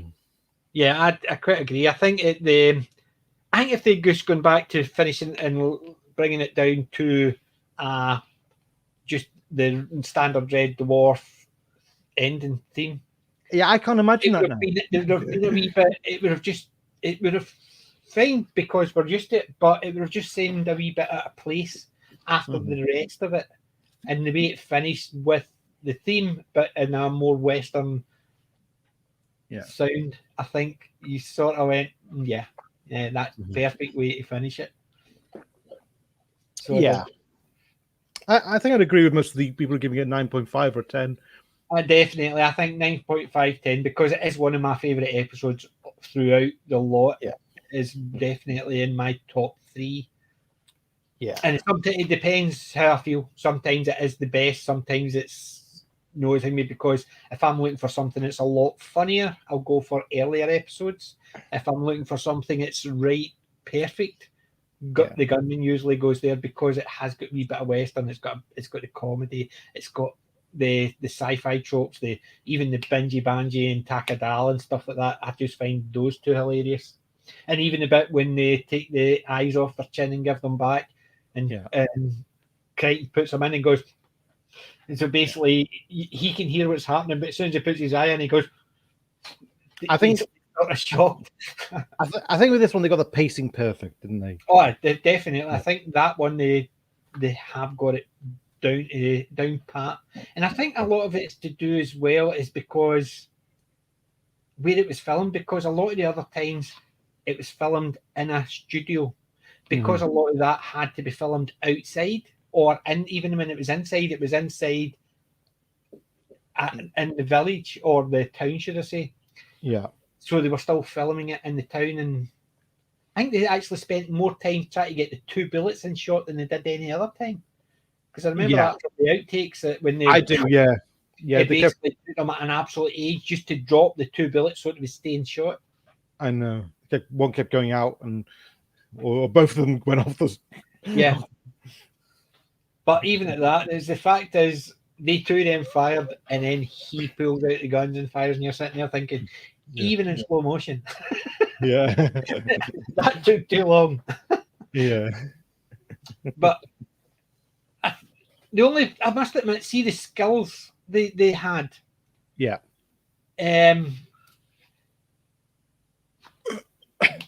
Rimmers was the only one that didn't seem.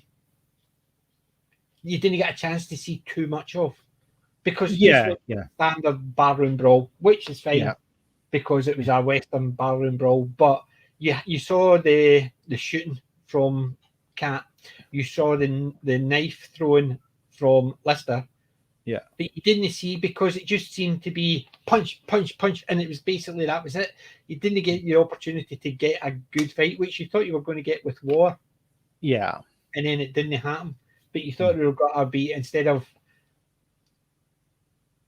I suppose I was looking more at the Call Me Trinity movies. I would have expected something more along that type of farcical fighting sequence, which was skill involved. If you've not seen a Bud Spencer or Terence Hill, the Trinity movie, that's a good comedy western. Well, I mean, the Call Me Trinity or Trinity Is Still My Name are two good ones.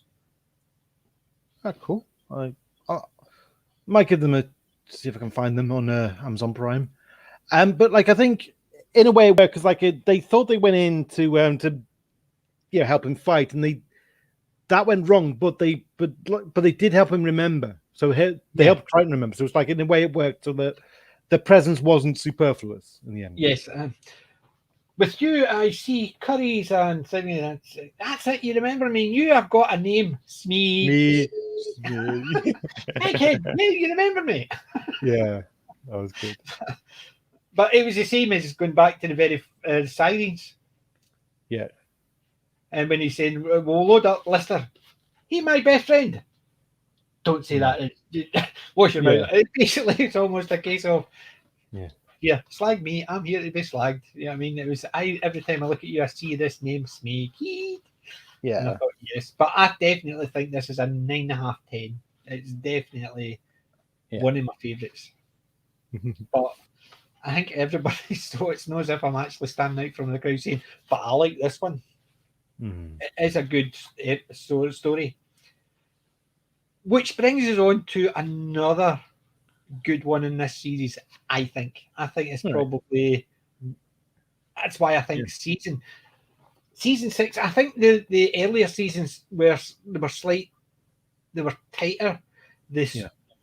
All in all, the stories were tighter as well, and they had good comedy. But I think sometimes in this season, you could see it was sort of starting to wane a wee bit. A bit. So you still had the occasional one that was perfect, but you had other ones that were still good, but there was something missing. Yeah. But I think Emo Hawk was sort of right in that. Yeah. It could have gone either way, and it really depends on how you feel about it, because two people could be watching it, enjoy all the other stuff, but they can either see something slightly missing or they think that is just right. So I don't think you could say that is one of the best or that is one of the worst. It's one of those ones you can either say it's perfect, it's just right, or And that's the thing, because I think it's just getting to the point where they're doing that. And they were actually same again. They were going to rename this. This was actually under a different name. Oh, it was under Polymorph 2, just so people could tie it to the Polymorph one. All right. Yeah. But I think it was Doug. It actually says no, that doesn't work. Polymorph 2. Let's call it Emo Hawk Polymorph 2, rather than I think it was Polymorph 2 Emo Hawk. And he says, no, that doesn't work, because that just feels like, hey, everybody, remember Polymorph? Here's the other one, or here's another one. Whereas they decided just to change it around. And I think if they had it as Polymorph 2, people would have gone in with higher expectations based on what happened the last time. It's a bit of a B movie title, isn't it? I think I kind of prepared it for, Because you look at the last Polymorph, they had to sort of change it up a bit, because you remember how Cat got his cool taken away from him, and he was a drunk. I think this one was far superior, because they reintroduced two of the favourite characters of everybody. Dwayne and Ace. And I just think, because those two are in it, it actually makes it just right. Whereas I think if they'd gone with Dwayne and actually gone down the same route as they had in the Polymorph, where they made him the drunk, I don't care, don't bother about me, I think it would have dropped drastically. I think it's Dwayne made it spot on. I think, and it's the performances, because like it's the way that Rimmer just like, well, I'm sorry, Chris Barry just gets instantly back into character as Ace, and like at the end when he's kind of he's shielding, like, and he's using his body to shield the blast kind of thing, and yes, I think he's just so in character, like, were you not Davy Boy? It'll show up, and yeah. And you stand in front of me, Cat. You're going ahead. Oh, yeah. And you're sitting there thinking, well, A, yes, he's going to kill Cat. Yeah. But B, he's not going to die going into space. Because all they need to do is fly around and pick him back up. It's only his light beam they're looking for. Yeah. As long as he's got power, he's fine. It's not as if no air would take me, because they've already mentioned that before in this one. Because remember, it was a case of what we need to take off, and we'll fit it, and we'll run on reserve, and we'll fit it while we're travelling. What happens if it doesn't work? Well, the Cat and Lister will choke to death. Something with no downside. So they already said that he could live without air. So in effect, him opening the thing is only killing Cat. It's not really killing him. Although you would assume that if Rimmer did it, but because Ace did it, he wasn't thinking like that. Yeah.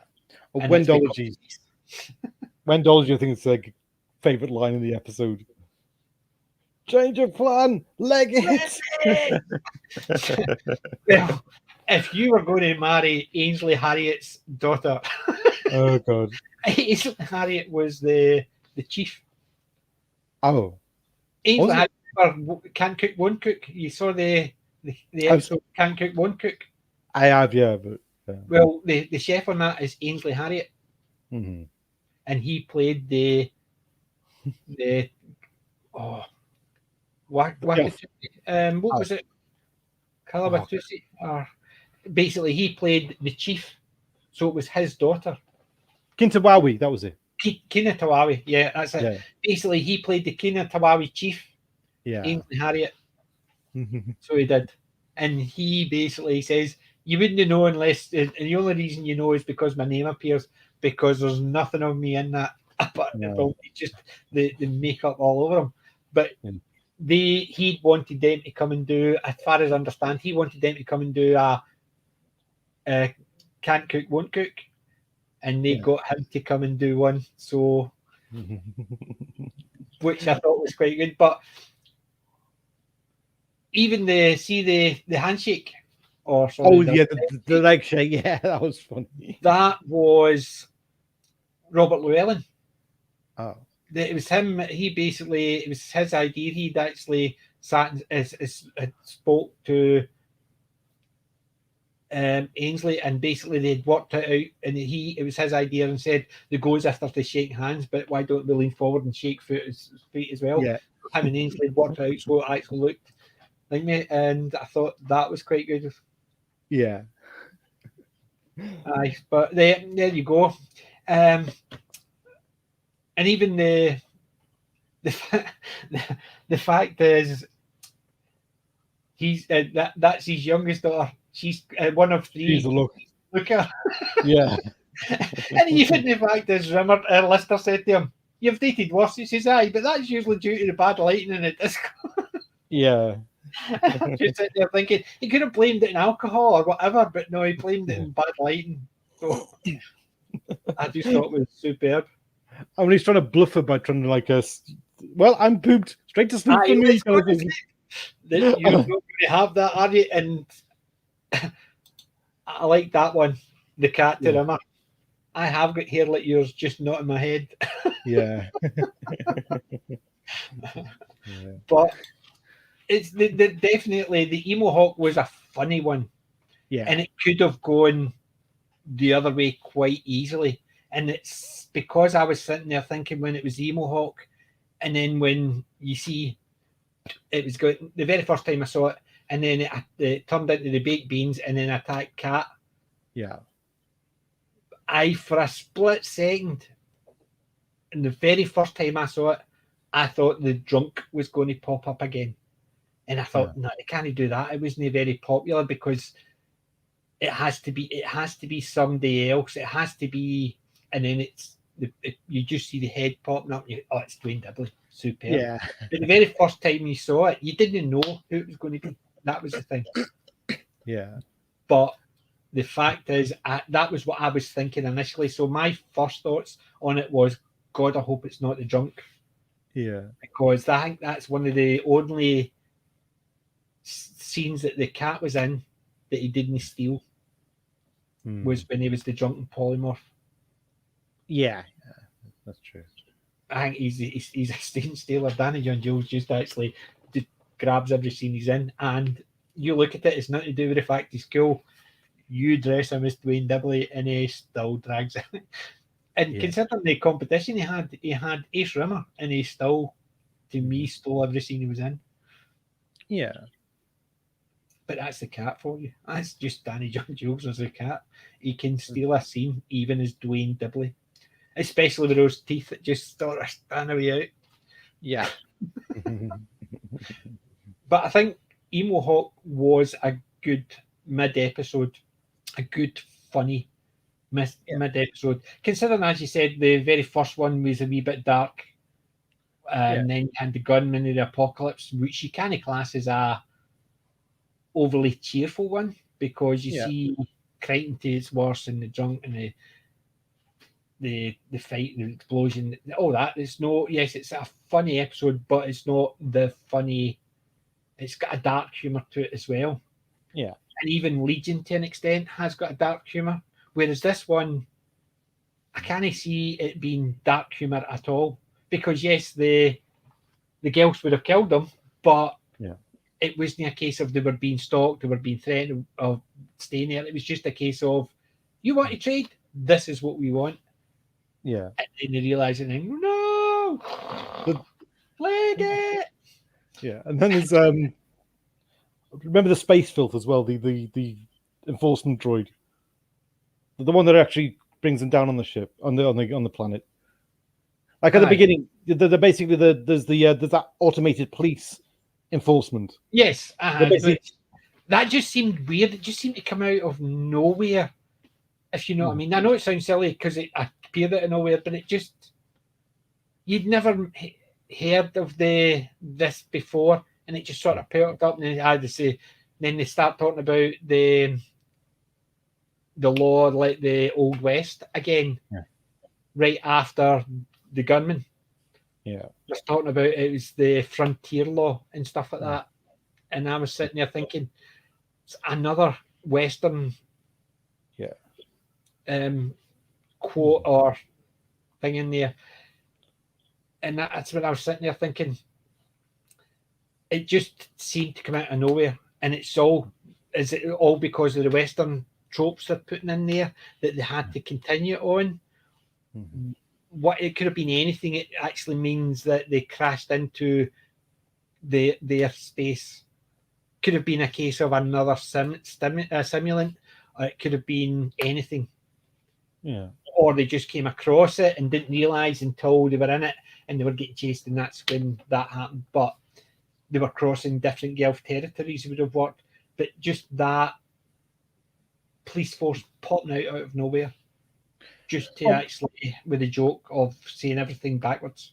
Well, I mean, I think the point was meant to be this was karma catching up with them for all the derricks they'd looted, kind of thing. And yes, I can understand that aspect as well, but it just seemed. I kind of would have liked to see it turn up again. You know, the encountered again, maybe. see, the nearest they got to that was the Jeep of the Century. Remember the Norwed? Oh yeah. They're after you because you own most of the world's money, because you left a compound interest in your bank, but you left a light on. Yeah. And they're coming to actually collect their money owed and stuff like that. That was the nearest you got to something along those lines. So there was never anything mentioned about the police out in the frontiers or whatever like that. And you're sitting there thinking, me personally, I was sitting there thinking it just seemed to come out of nowhere. There was never any mention of it in the past or whatever. Or like, for instance, any time they've actually tried to get a derelict, that you realise that if we ever get caught doing this with it's quite severe, because they're 3 million years in the future. Yeah. So what's the chances? That's the way I was looking at it, but sometimes I look at things weird, and I know I do. Yeah. Well, I think they could have done more with the police rather than actually any time later on they bring in a simulant to do anything on the Guelph. They could have actually had the police force try to catch them up because it's now been established. Yeah. There's one part that's slightly... I feel like maybe they... Like the bit at the beginning where they're doing the drill and like Lister and Cat are kind of staying in bed. I mean, in some ways it's in character... that like Lister's just like, oh yeah, scramble with egg and beans, man, kind of thing. And then they turn over, it's like, oh, a new record for responding to a red alert. 1 hour, 30 minutes. And like, could have cut it down to 20 minutes. We have now that third round of toast. Aye. But was that a reference to Talkie Toaster? Probably not. But I think in terms of the mission statement of the season that they were going for more danger, I think I would have liked to maybe see that reflected in the characters a bit more, like, well, they can't just be as slavish as they used to be, maybe. Yeah. So I would have kind of maybe liked them to go a different angle there. I think so. I think but if they did, then they wouldn't be red. You remember the Big Bang Theory episode where he was doing the red alert, and he was trying to get him out, and he was timing them and stuff like that, and he's saying, you did this. If this was real, this would happen and stuff like that. To me, it should have been more along those lines. It's a case of they seem to take too long, considering, if it was a drill, it just seemed too much like it. To me, I would have preferred if they did something like that and they came through and it was an emergency. The drill was just not a drill, or it didn't mention the drill in the first place, and it just made them look as if they're putting everybody in danger because they were not bothering. Mm-hmm. You know what I mean? So it could have still been the drill, but he came in saying, red alert, we've got an emergency, we need to go up to the cockpit, and they're giving it all that, and you're sitting there thinking, really? Are they actually that bad? They're just going to laze around when there's something happening just because it's him saying it. Whereas if Crichton came in and said, red alert, you need to get up, they would have got up. But the fact that he says a training drill, you're sitting there thinking, you already know it's a training drill, so what they do, they know it and we know it. Yeah. It wouldn't have worked. Whereas I would have preferred him coming in and saying, red alert, and either they're ignoring it, and then it turns around, they do get up, and him and Crichton are flying through this. And why are we here? Because we told you we were getting attacked. You two never bothered. So your flippancy put us in danger. Or it was basically, it went too long with the emergency stuff like that. I don't know. It's a trope I've seen before. We don't care what you do, so we'll just keep doing this before. Sometimes it can be funny, sometimes it can't. And I thought that part of it was probably the weakest part of the story. Yeah. Well, I mean, I'm thinking in terms of the overall arc, because the overall arc is that it's a more dangerous universe and they've got to get back to Red Dwarf. And I do feel like maybe they could have done more with that arc. I feel like maybe they should have teased more that they're nearly getting back. They've nearly reached Red Dwarf again, and then it escapes their grasp again, maybe. Yeah, and things like that. And I think the part of it, like, to show it was a wee bit more dangerous and rugged out there. That's what I'm saying. That part with them doing the red alert. Yeah. If that did turn out to be an emergency and they two of them had just lazed around because they just thought it was him at it again. Yeah. And I think it would have shown it was a wee bit more dangerous within the whole season, which could actually increase it. And as you said, it was something they could have expanded on. Yeah. They almost getting it, but the reason they didn't get it is because they two never got up in time to help. Yeah. Another funny bit I have to reference though is when they're doing the damage situation. They've stocked up all the things that survived, and like Crichton gets Crime finds Liz's guitar. At least Mr. Liz's guitar survived intact, and then Cat breaks the thing. And so, not even Mr. Liz's guitar survived intact. See, I thought that was superb. I thought that was definitely one of the funniest parts. Just the fact is, you imagine if any of the two of them fluffed a line at that point. Yeah. They would have had to go and dig out another one just to do that again. And you know fine well, as soon as they corpse it once, how many times are they going to corpse it? Mm-hmm. So how many guitars are they going to break just to get that one? But Robert Llewellyn, you could see he looked as if he was about to corpse it now, and he just sort of not even Mr. Lister's guitar survived it. It looked, I thought initially, I was looking for the outtakes, and I was expecting a few outtakes, and accordingly, there was one. It was the it was because like I think Robert Llewellyn goes, at least Mr. Guitar survived inside. Like Mr. Guitar, you know, like and they actually started giving it and they talking to everything, Mr. Toaster, Mr. Button, and all that, But that's what I'm saying. I thought there would be a lot more because once you start corpsing, but the fact is it was only because of a missed word rather than actually corpsing because of the humour of that line. I think it's definitely one of the funniest lines in it. There is a lot of corpsing goes on in our script reads on Mr. Hyde's channel, The Geek Inside. Like we because we do kind of read our script reads of Doctor Who episodes, and we kind of embellish them. But right, there was a lot of the time in newer stuff I don't really listen to, but I do flip in and out. Right. I was not privy to this because I was performing as the Doctor, so I had the most script lines to read. So I had the script like open as everyone was doing it, and it was basically where the Borat was describing what the kind of the Morlocks do kind of thing, and you had Starry-Eyed Girl had this glove puppet, and I didn't even know this, and she was doing this great stuff with the glove puppet, showing like what the glove puppet does when it attacks, and like had this tail, and she drew the tail out long so it looked like a hard on when he sees Perry, and so everyone was corpsing, and I only got why when I rewatched the thing. See, that's the thing. When you're reading, you're concentrating on something else. That's the thing. Whereas I used to hate that. I remember that. I still get nightmares about that in school and uni. Standing up in front of people reading. I can stand up in front of people and talk to my heart's content, but see the reading part. There was like the thing is there was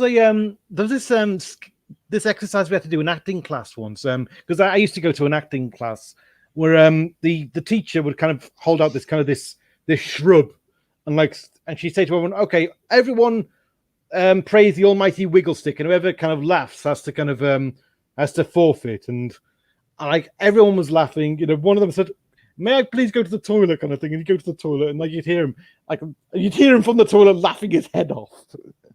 And at the end of it,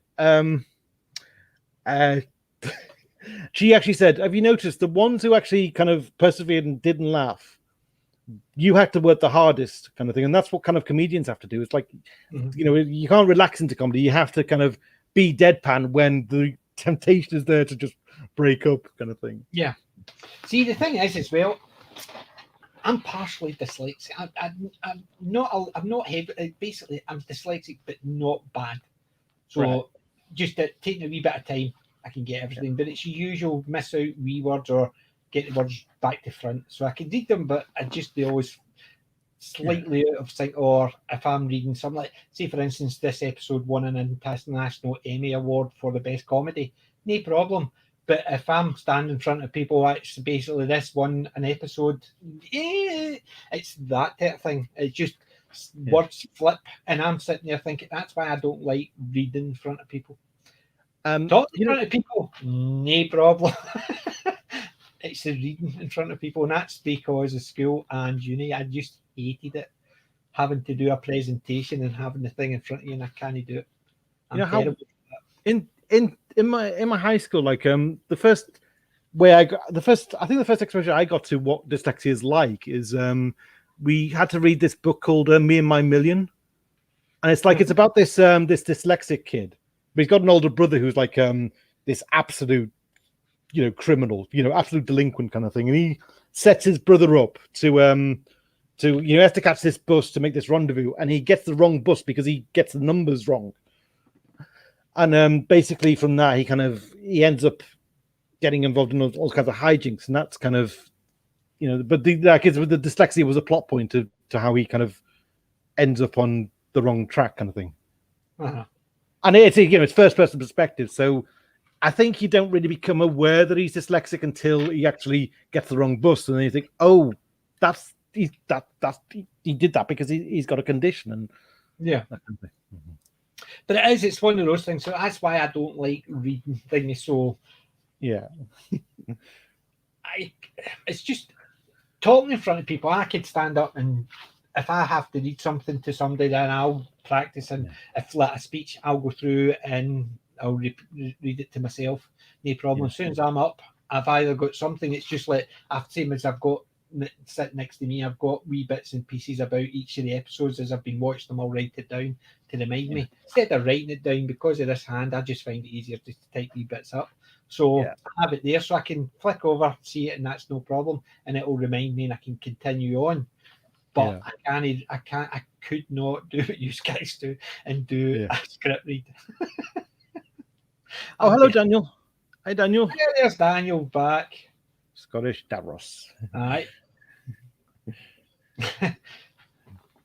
And he's never got a notification. That's why I put it on Twitter, and that's why I put it on your group page. I get for some reason I get notifications late. Like I'll just have to refresh like YouTube before you got this, or halfway through the broadcast I get the notification of the stream I'm watching. Like, okay, thanks.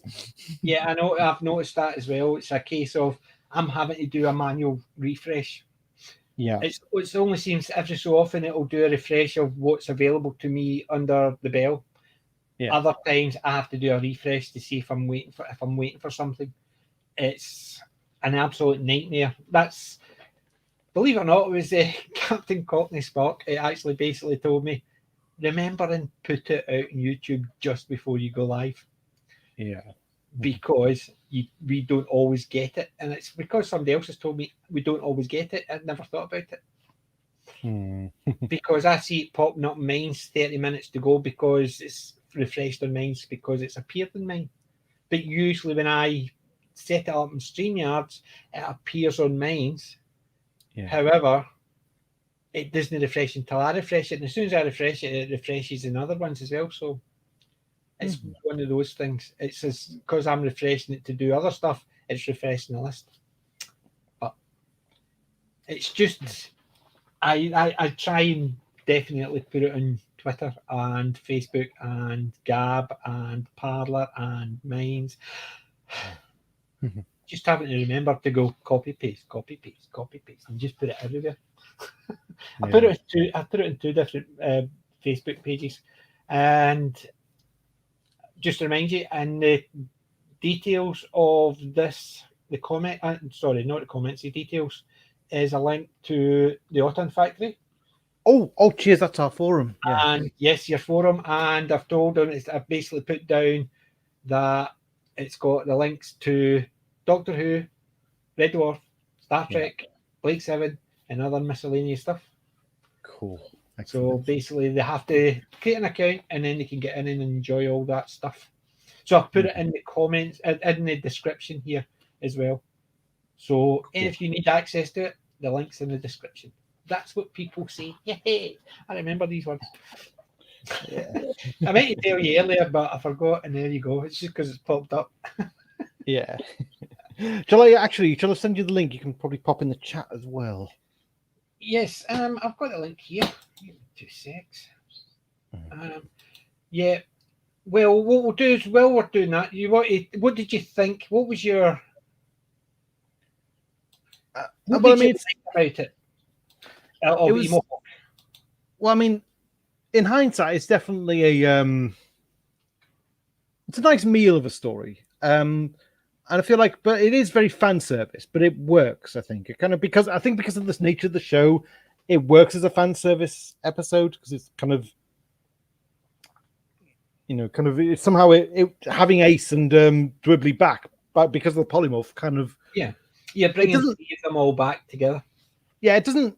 I mean, if you really think about it, it doesn't make sense. But because you got that gang back together, it's the dynamic is great. You didn't care that the certain plot holes pop. Indeed, yes, yeah. Because if they were, but you see that was something else I was thinking when I was watching it. He sent the Emo Hawk to get vengeance and suck them dry, so it's going to feast on the biggest parts of their their psyche. Yeah. So yes, you're going to take all the negativity from Rimmer, which is going to give you Ace. Yeah. Yes, you're going to take the fashion and the ego from the cat, which is going to give you Dwayne. Yeah. I would have liked to have seen a better version of what would they have taken from Lister. Well, we never quite got that far, did we? No, I would have liked to have seen a better version of Lister. What could they have taken from him which is his defining characteristic? Like, for instance, Rimmer's is his cowardice and ego. Yeah.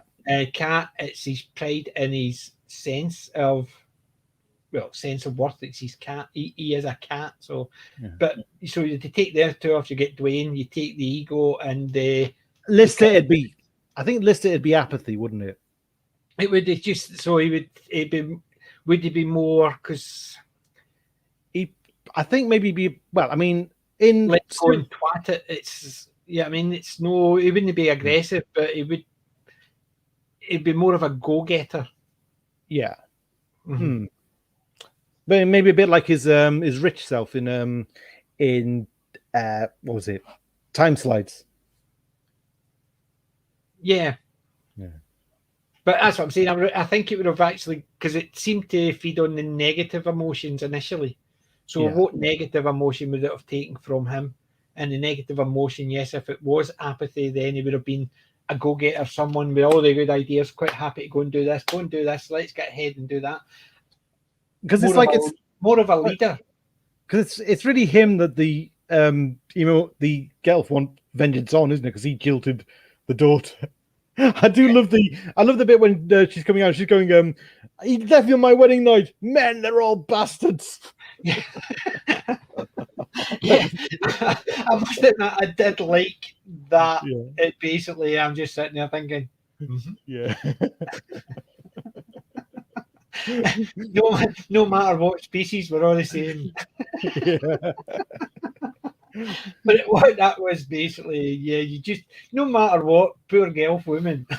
Yeah, you feel like for it because that is just typical bloody men.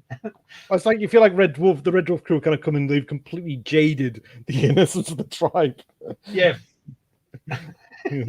But I must admit, Emo Hawk, I quite agree. A 7, I would have said a 6.5, 7 out of 10 for that one. Reasonable. I think it's a good, above average, episode. And it's a funny episode in some way, and it's nostalgic. I think the nostalgia brings it a wee bit because, as you said, it's the Dwayne Dibley, the Ace Rimmer, and the polymorph. Yeah, those things brings the nostalgia up a wee bit. It's nostalgia, but it's stuff they've done before and they know how to do. Because it's like again, it's the way that they both, Johnny John-Jules and Chris Barry just instantly get back into character as the two. Yeah. Yeah, and they're very good at those characters as well. Yeah. I know that Danny had issues with his lines, trying to remember his corn plasters and Nick, and all that. I understood that he had. I do love that because of that, but I do love that outtake where he's kind of trying to thermos damages, corn plasters. Nick, and he goes back, and then he kind of starts again, and finally gets the final line. Is like a 1 triple thick condom. You never know, and then it's Rimmer who goes right. Let's step into the oh fuck. It's like he got it right, and then Rimmer blew his thing. He basically I know it is that outtake. I must admit, it's just the fact that he kept repeating it, and then as soon as you get to that bit, he tripped. It was the same as when they were talking about the. Which is the next episode, so I'll skip that part until we get to it. Oh. There's another speech that Danny has that accordingly is tripped up on. Oh, so that's Rimmerworld. Yes, it's Rimmerworld. So should we get into that one then? We'll get to that one because seems to be I almost tripped into it. So Rimmerworld, what did you think of it? It was good, but I feel like some kind of like if I have some issues with maybe where the season didn't, in terms of missed opportunities of the season, I feel like it's got quite a few of them because I feel like with Red Dwarf 5, we saw a lot of maturity of the characters, especially in Hollership and Back to Reality. We saw them kind of mature, and I feel like here they've regressed a little bit because you've got kind of the thing with Rimmer kind of he does the dirty on them, and sometimes it feels like the kind of it's not really hit home how it's affected the team. Like, sorry, shall we start from the beginning? We got the because it starts with Rimmer realizing he's got a stress condition, doesn't it? Yes, and the Chinese worry balls, and that's where the cat talks about his condition. And that's with the bit where there's a lot of outtakes. Oh, when he's saying he's so stressed out, he keeps on crunching up the. Cups. No, I'm not talking about the styrofoam ones. Oh no, that's the next episode. Out of Time. It is, yeah, because at the beginning of Out of Time, right? Basically, they don't find Red Dwarf. They've lost all trace of it, and so they're basically stuck together. And so Rimmer's saying, "Okay, well, let's just have morale meetings." And he kind of completely unloads on them all, and it says, "I remember the morale rating was that basically." I thought that was Out of Time when he was talking about his stress. It is no. Okay, Rimmerworld, he's got the stress condition. Like he has this test. Crichton gives him that test, and he cheats on it. And Rimmer reveals that he has this history of heart attacks in his family, and Crichton says, "Well, a hologram will replicate that, so there's a possibility that you will have the condition, and because of the life you've had on Red Dwarf since, where you've been in constant danger." You know, we've all had all these kind of danger encounters with sirens and, you know, polymorphs and simulants. He says, well, now your blood pressure is kind of higher than, he says this, your blood pressure is higher than a hippie on the seventh day of Advent. And he says, well, so he basically gives him these Chinese worry balls, which you have to kind of grind.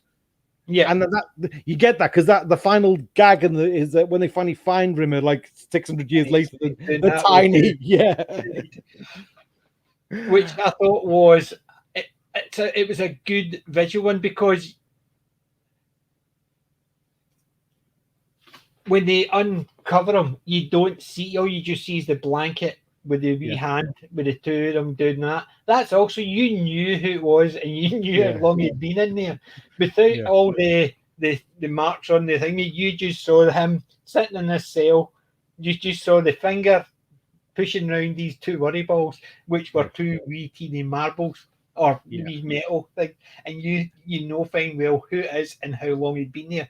And that was the first second of just seeing that one, which I thought was good.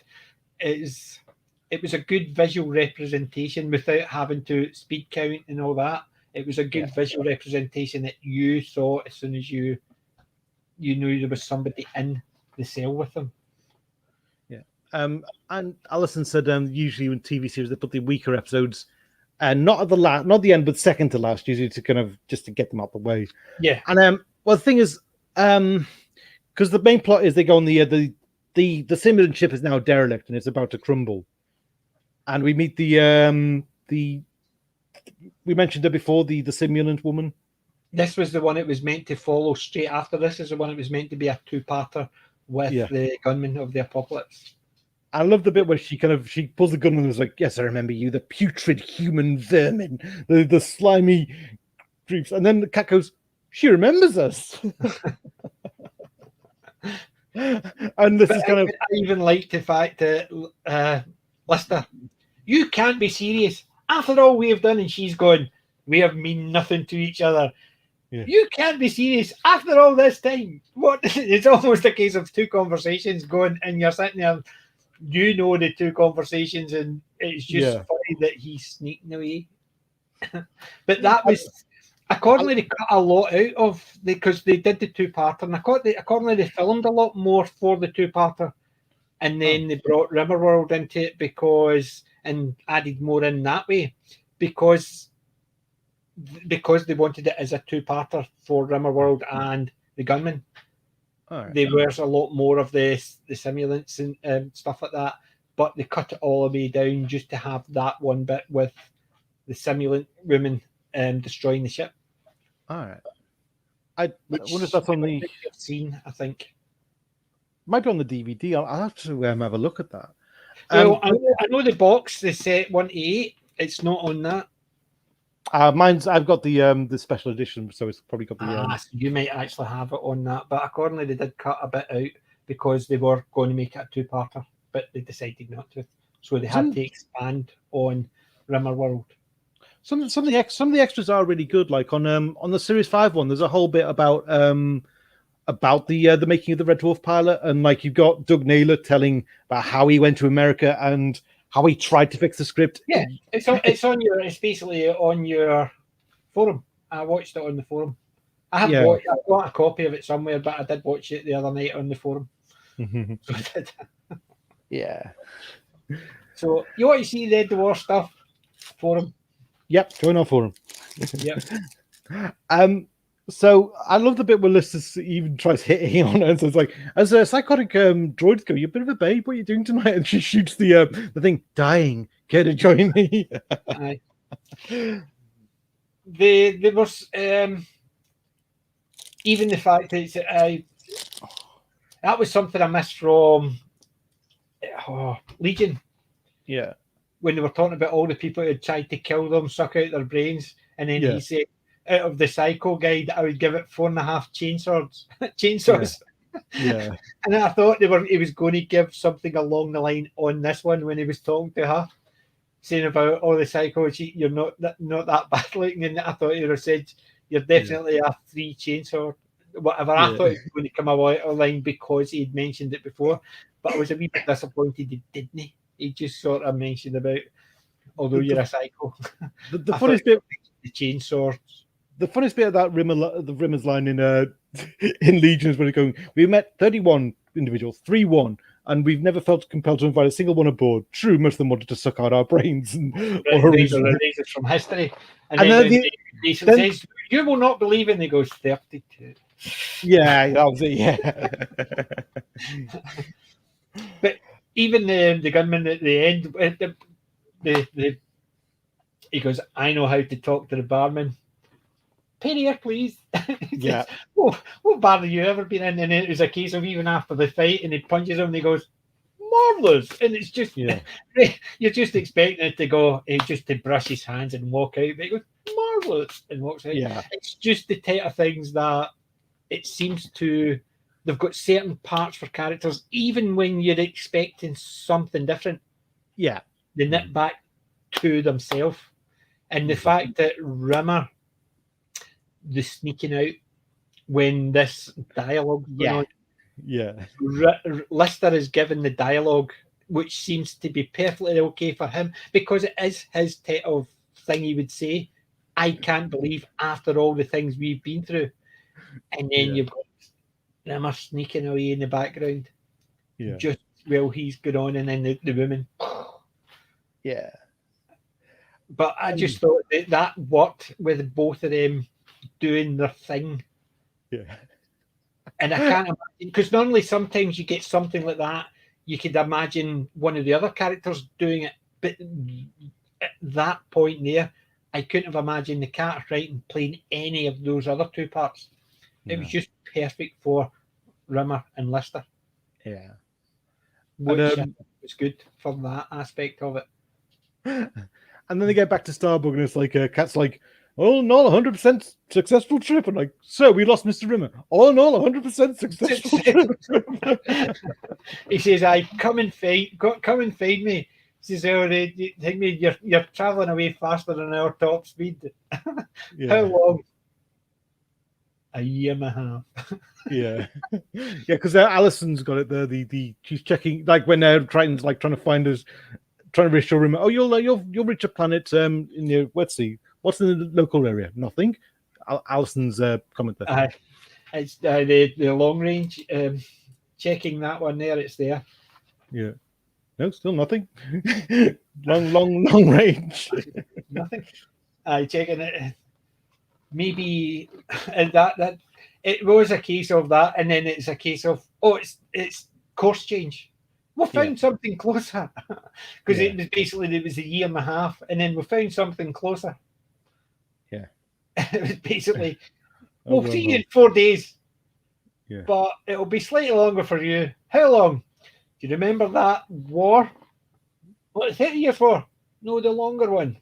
Yeah. What, the 100 years war? Yes, multiply that by 6. I'm sitting there thinking, it was just the fact is it's a long time.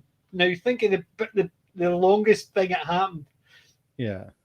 30 years war. No, the other one, the 100 years. I now multiply that by 6. Yeah. But it was the fact is 600 years. And he still sort of remembered them. Kit, Derek, and Titan. Yeah. Which I love the fact that Kat actually basically says, we would never leave you, not Kit, me, Derek, or Titan. And it's just a case of he just dragged that and put it back in. Yeah. So I recognise you. Your name's Derek Custer. Yeah. Titan and Kit.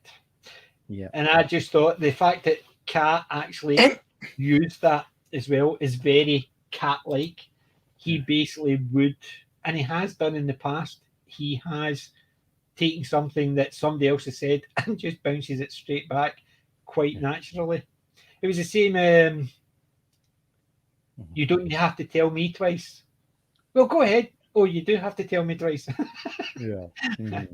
It's the thing, it's typical Cat, and I think the Derek, Cat, and Titan joke, the two of them saying the same thing, and the Cat's being the second one, is very typical.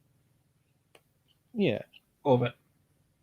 I mean, the thing with like when going back to what I meant about the arc, like I feel like, see, because I always get this. I mean, it's not confirmed on screen, but I thought, is it because they went into that wormhole that they lost Red Dwarf, or have they already lost Red Dwarf, and that's why they're reduced to scavenging? And I thought if the dilemma was we go in the wormhole to recover Rimmer, but Red Dwarf's going to get away from us, then they could have maybe had that as a bit of a dilemma of, well, look, do we leave him, do we abandon him, or do we rescue him, kind of thing? Aye, or because if we get Red Dwarf, then we can come back. Yeah, and so I would have liked them maybe to do something with that, but instead, like, the one thing that slightly nagged me was the fact that they were celebrating that he was only going to that. But I thought I can't. The fact they were celebrating didn't make much sense because from their perspective, they weren't.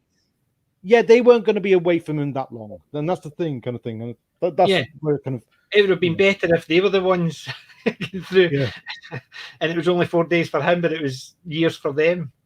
Yeah, I think yes, it would have actually worked. They could have actually either have settled down, had a family, and he just come through. Right, like the backwards. It was a time dilation. They come in and they've only been away for a short time, but they've been there for weeks.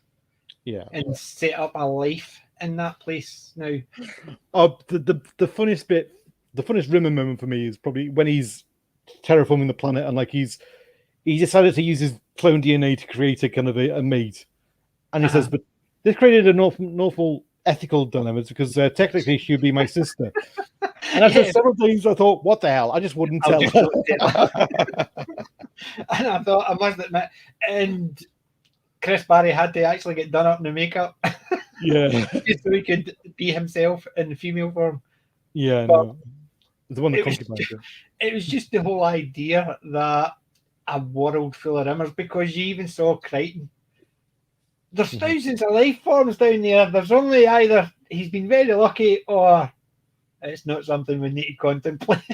Not something I would like to contemplate. It's just a world full of rumours.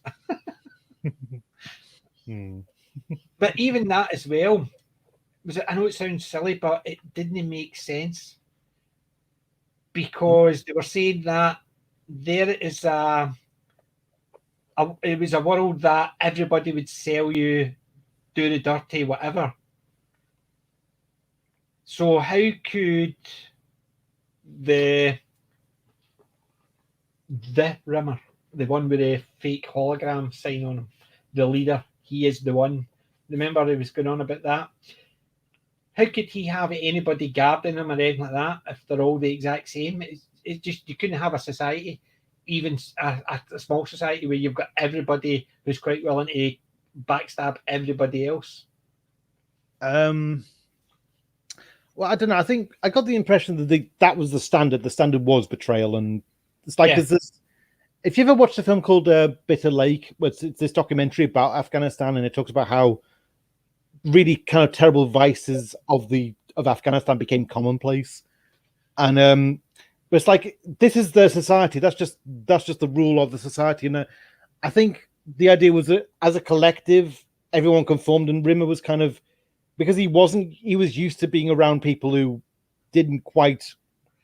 Because he was under the influence of other people he'd known before from the Red Dwarf crew. I think he was a bit more of an individual than them, and that was the individuality they didn't like. They kind of maybe because they were such a Weasley bunch, that was kind of what held them together, and it just became kind of religious scripture over time. I suppose. I think it's the.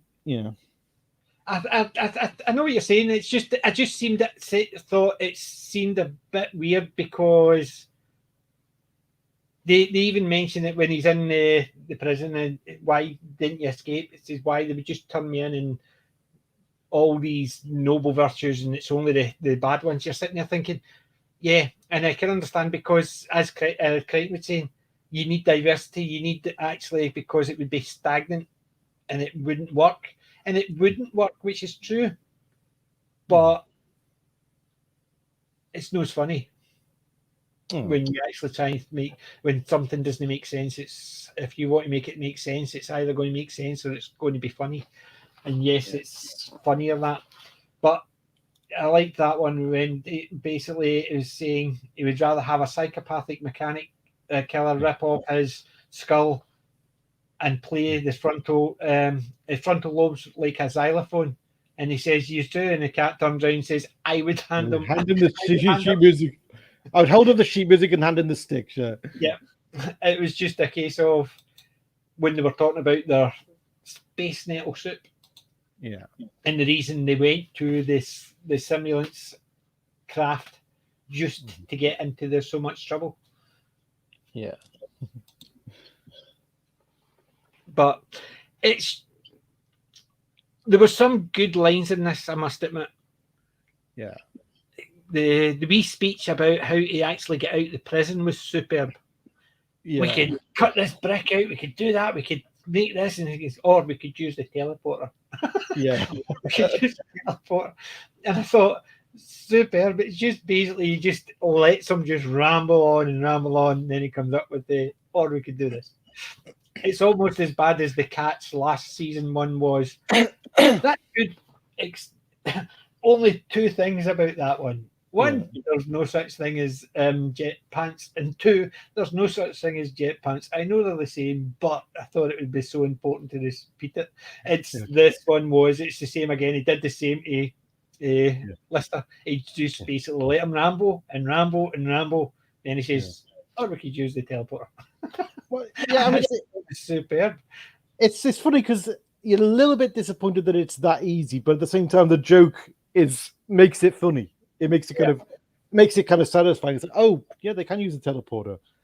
By the way, I think we were talked about before why they swapped the running order, and I think because the final gag was when they the teleport accidentally takes them to the future, and they think that the Lister's in that future Lister's absent.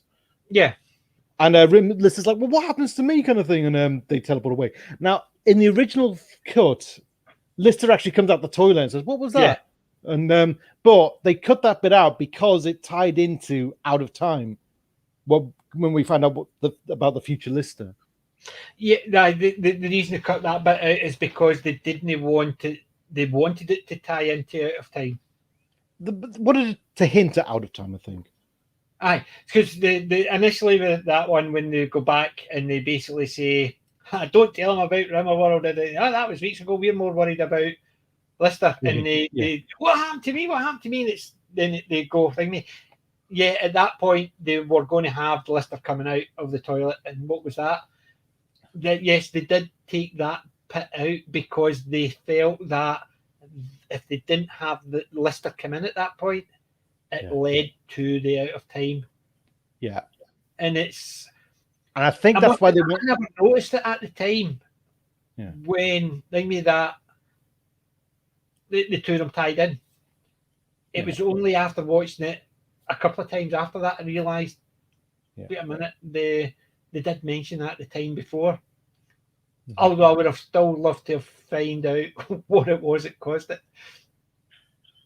Yeah. I think I didn't ask, is the original cut on the DVD? I think most of the deleted scenes are on the DVD. If you get the seasons separately, they are.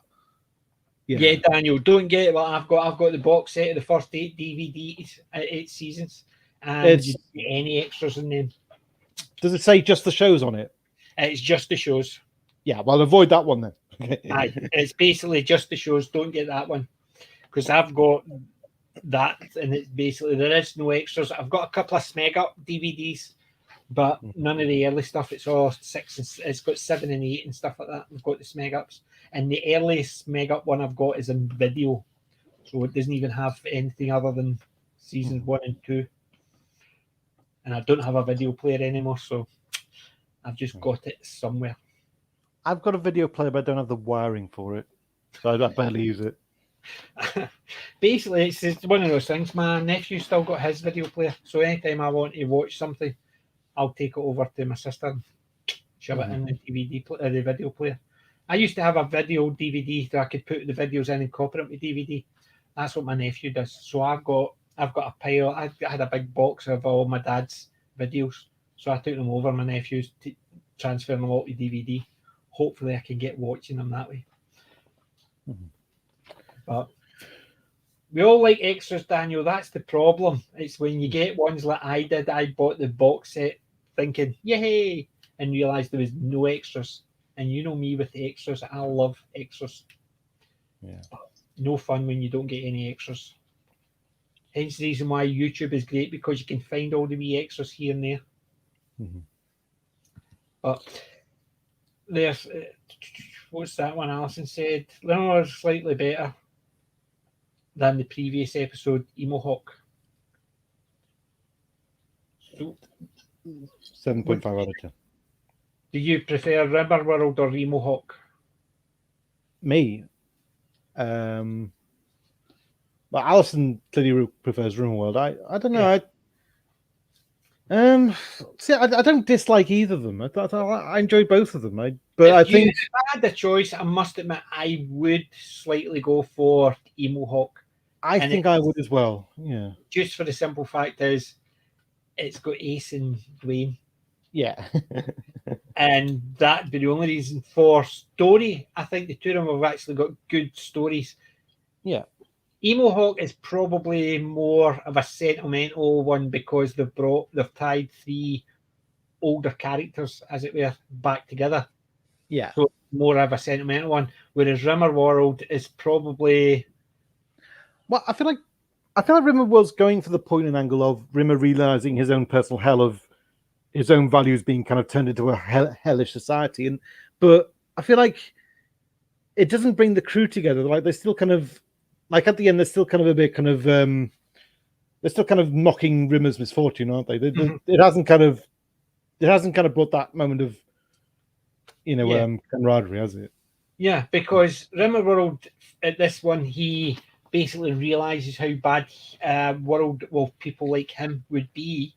Yeah. Whereas you look at Hollowship, where he looks at a world where people he could be rather than he is. Whereas this one shows he's negative. Hollow World sort of showed he's positive in a roundabout way. Whereas this one, it took it the other way and actually showed he's negative to its worst. But as you said, it didn't bring them all together. The only ones, because it was the only time it brought them together was when they were rescuing him, and even that was just a quick scene, as in, we could do this, could do that. Now we could just use the teleport now. That was it. So they didn't. There wasn't any big. Well, there was a big escape plan, but there wasn't any big escape. Right. And so there was nothing to bring them together to do that. It was just a case of paddle, jump, and then they obviously found themselves in a different location. Yeah. So, and the one thing is, I wish they wouldn't do it. They did it with the pad the last time, which was Max World and stuff like that, which took them to different places. Either I think they should stick with the ship taking them there, and I'm trying to get in and out, or the paddles. So just having the paddles and then it suddenly gets dropped for other reasons, like having the teleporter. Why would they need to land the ship at any point? Why not just teleport in and out of anywhere, any of the derelicts and stuff like that? Well, Wendology's had to leave. Take care, Wendology. Hopefully we'll see you on the forum and in the Discord. She joined our Discord recently. Excellent. And yes, and Wend and Daniel and Wend and Darren next week for season 7. That should be great. Yeah. So what we should do, see when we get to the end, get everybody on. Yeah. When we get to season 13, get everybody on. And we just all sit here, nobody in the chat, just everybody on stream. Christ almighty, it would be like it's Friday night tights, half of them having to leave for other ones to come in. I wish I had that many people, but there you go. That's just me. But Rimmer World, I would give that maybe a 7.5 to 8. Sorry, I would give it a 6.5 to 7. Same idea as Emo Hawk, but I think Emo Hawks are slightly better. Yeah, for the emotion. So yeah, a similar score, but it would fluctuate between that 0.5 point, 6.5 and 7. Gee. So I think it'd be between us. Yes, so you know what I mean. It's one of those ones. The two of them are very good in that respect, but one just always seems to. But it's the same again.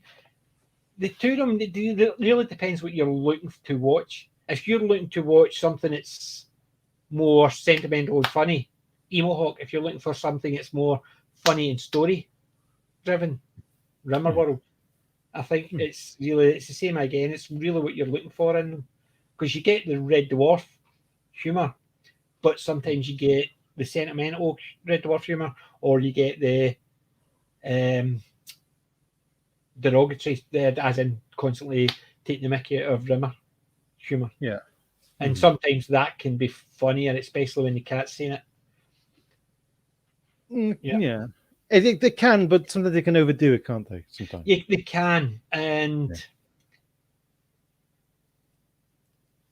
there's certain aspects within each of the episodes this season that I've thought, probably with the exception of the gunman, but even then, the bit I thought was the war and the female simulant. It's basically, I find that with a lot, I can still really enjoy something, but there's still something you go, And from Rimmer World, what would have been the bit I actually went, and I think it was probably, as you said, the fact that it was almost a step back for Rimmer. Yeah. Because he, going back to his nature, even the way he deserted them. Yeah. Because he knows he's a hard-light hologram, because in the previous one he had a grenade to the stomach. Yeah, he couldn't have worked up and tried to belt her with something. Knowing fine well, even if she turned around and shot him, probably wouldn't do any damage. If a grenade to his stomach wouldn't do any damage.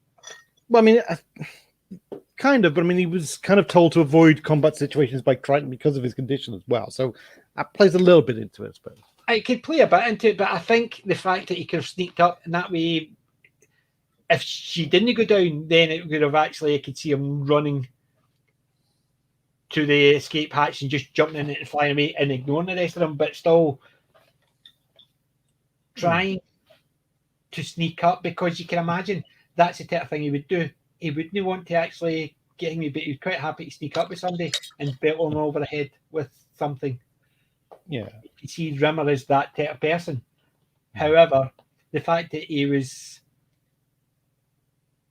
to me, if he'd run up and hit her and she went and didn't go down and turned around, I could see him just belting it, and in his rush to run to the escape pod, it starts the ship to crash. So rather than her shoot, he could have tried to knock her out, but it's because she didn't get knocked out enough, or she didn't get knocked out and she started turning around. He could have been the one that caused the ship to thing. So his cowardice at the end starts the damage. Yeah. That was the way I was looking at it. It was a case of she shot, but he was still sneaking away. Whereas if he tried to do something and it didn't work, I could see him causing the damage just in his rush to get out of there. Yeah. You know what I mean? I do. I mean, so should we? So out of time then? Out of time. And this has got one of the biggest gripes for me. I know it sounds silly, but it's got one of the biggest gripes, especially after Rimmer World. Okay. Well, shall we go through it slowly then? Yes. There is the morale meeting, because that was when it's become clear that they don't get back to Red Dwarf. Rimmer says, okay, we've lost all trace. The entire season of searching for Red Dwarf has been in vain, kind of thing. Yes, and it sort of tells you at this point it's going to be an ongoing thing. Well, no, it says that basically, in effect, they stop mentioning it. Sorry, it's the subtext to that is they're not going to do a lot of mentioning of it. That is just the premise now. They're looking for Red Dwarf, but they're not going to constantly mention we've nearly caught up with it. It's by this time, I think they've dropped the fact that they constantly have to mention it all the time. Yeah. So it felt to me as if, well, that's a thing in the back. They're trying to catch up with it, but they're not going to constantly, we're only a day away, or we've caught up 2 years, that type of thing. I think at this point, I thought they were dropping that and they weren't going to constantly mention catching up to it again. No, I think in a way it was kind of implying that, well, they're kind of doomed, really, because it's like, well, they're just stuck. And I think that plays in later when they meet the future selves, who are kind of, well, look, we're not going to return to being doomed and stuck in with just stuck on starboard kind of thing. And so I think there's, for both of them, it's the thing of we're going to fight fight and die rather than carry on with this, this hopeless existence kind of thing. Yeah. And what surprised me is they didn't even mention that, well, how could you get back to Earth to go through all those time frames?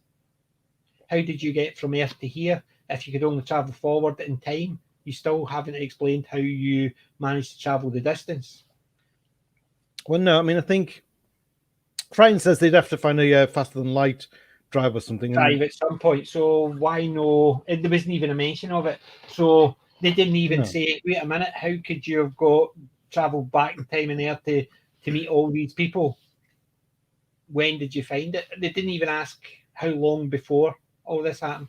That's what I mean. It's just, if they've come across saying that they're the future selves, even a simple thing like, for instance, they didn't even query, I wonder when they managed to get back to Earth.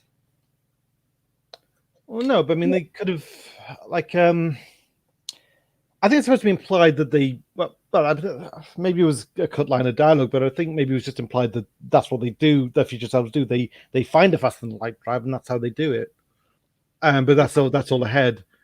By the way, for me, the first, like, watching this now, I remember when they discover the time machine, I was thinking maybe one way they might have gone with it is they could have actually gone back to, because they lost Red Dwarf after the the thing with the dispersed squid. Yep. So they could have gone back to that ocean moon, And used the time, gone back in time, got back on Red Dwarf, and they become the reason why Red Dwarf goes. They take they and that would have been a lovely twist of they were the reason they lost Red Dwarf. Or even go to the bit where the sirens at the other end of the sirens when they were only 24 hours behind it, and go back a couple of days and sit and wait for it. So they would have caught up with it again. Well, yeah, that would get them back to Red Dwarf. But I thought the twist where it turns out they're the reason Red Dwarf went missing in the first place. That would actually have been, I must admit, and it would have actually probably been a better reason than why it disappeared. And yeah, it could have it would have tied it up. But I think, as you said, it's basically that might have been too neat a bow. Because they basically wanted to actually take the show in a new direction, and they wanted to get it out of the Red Dwarf. Well, no, so but I mean, it would have been a nice way to tie it up, considering out of time they didn't know if they were going to get a season 7. This could have been the final episode. Yeah, for a while it did feel like it was, didn't it? Because 3 years. Yeah, I remember. It was basically they thought that the way it ended was the end, and that was how it was going to end. But it was one of those things you didn't know if they were going to get a new season. So ending that way, or ending like you said, they got away. They managed to find the ship, and they were the reason why they lost it in the first place. So they stole their own ship. Yes, I think it would. It would have been a nice way to tie up if this ended up being the final one. Yeah. Which we're lucky it wasn't, but in effect it could have been. And for 3 years it was, because this was the final episode written by Rob Grant anyway. So this is where the partnership split after this episode. Why did they split? Do you know why? I think it's just, as far as I understand, it was just a case of Rob Grant wanted to do things on his own. He felt he just wanted to go on his own for a while to try something new, because he felt as if he'd gone as far as he could with Red Dwarf. Oh, I see. So it wasn't malice or anything like that. It was just a case of they decided they wanted to go on, and then they had fallen out because it was a case of there was a disagreement. Oh, Rob and Doug were arguing over rights, so there was a 2-year gap between 6 and 7. P.D. Rich. Is that what it was? Because the thing is, I mean, Rob did write. Both of them wrote their own Red Dwarf novel separately. Yeah, basically, and both of them went from the Infinity. They both of them wrote Infinity, and then both of them wrote ones that were separate. No. They both wrote Infinity, Welcome to Careful Drivers. Then they both wrote Better Than Life, because Better Than Life. Better Than Life, and then they split up and What's the fourth one? No. It was Doug Naylor wrote Last Human, which followed on from Better Than Life. But basically, they all came from the same one, so the two continuity split as well. Yeah, exactly. Yeah. But yeah, I suppose I think it started off initially that Rob had wanted to go on his own, and then there was the argument over the rights, because it was a case of, well, I want to continue, but wait a minute, this is ours, you can't continue without me. And I think that's when the rights argument started. And it was because, as far as I understand it, was because Rob initially just wanted to finish Red Dwarf and go on to something new, something on his own. And that's when the argument started about rights, as far as I remember. So, like, there's the two main plot points are the reality minefield where they have to cross to, which I thought was hilarious. Yeah. And the unreality pockets. Yeah. And even the fact is, when they actually examined them, says, "Do you remember your parents?" "No, I didn't. I was found in a box under a pool table." And he says, "What was on the box?"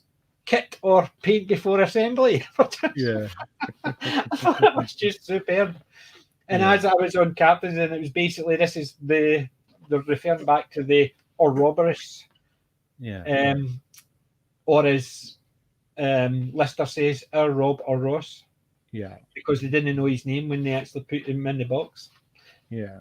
Which I thought was weird, because I thought they would have actually, instead of calling him Dave Lister, they would have called him Rob or Ross Lister. Mm-hmm. So when the book mentions they didn't know his name, it's or Rob or Ross, they don't know. And then they called him Dave.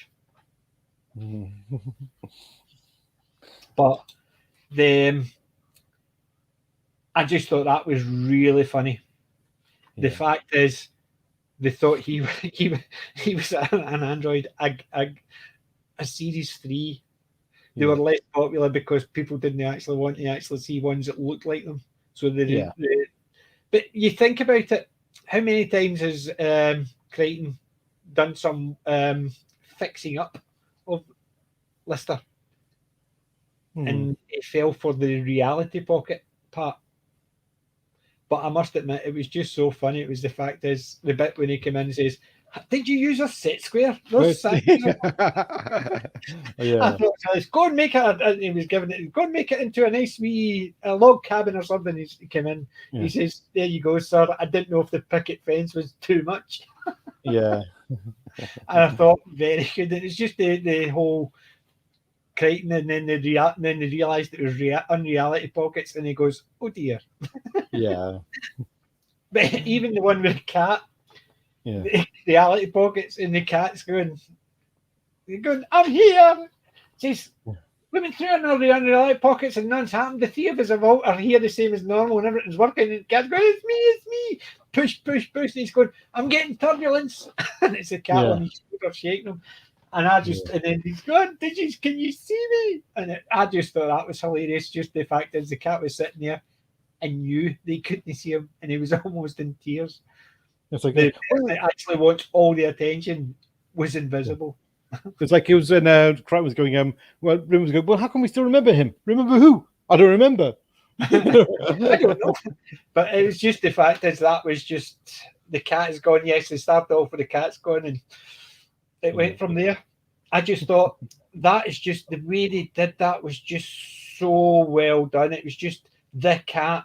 Anybody else doing that, it wouldn't have been as funny, because the cat is the self-absorbed. He's the one who wants everybody to look at me and the way I'm dressed, and I just thought the cat is the perfect person for that to happen to. Yeah. And then there's we just got to keep our heads.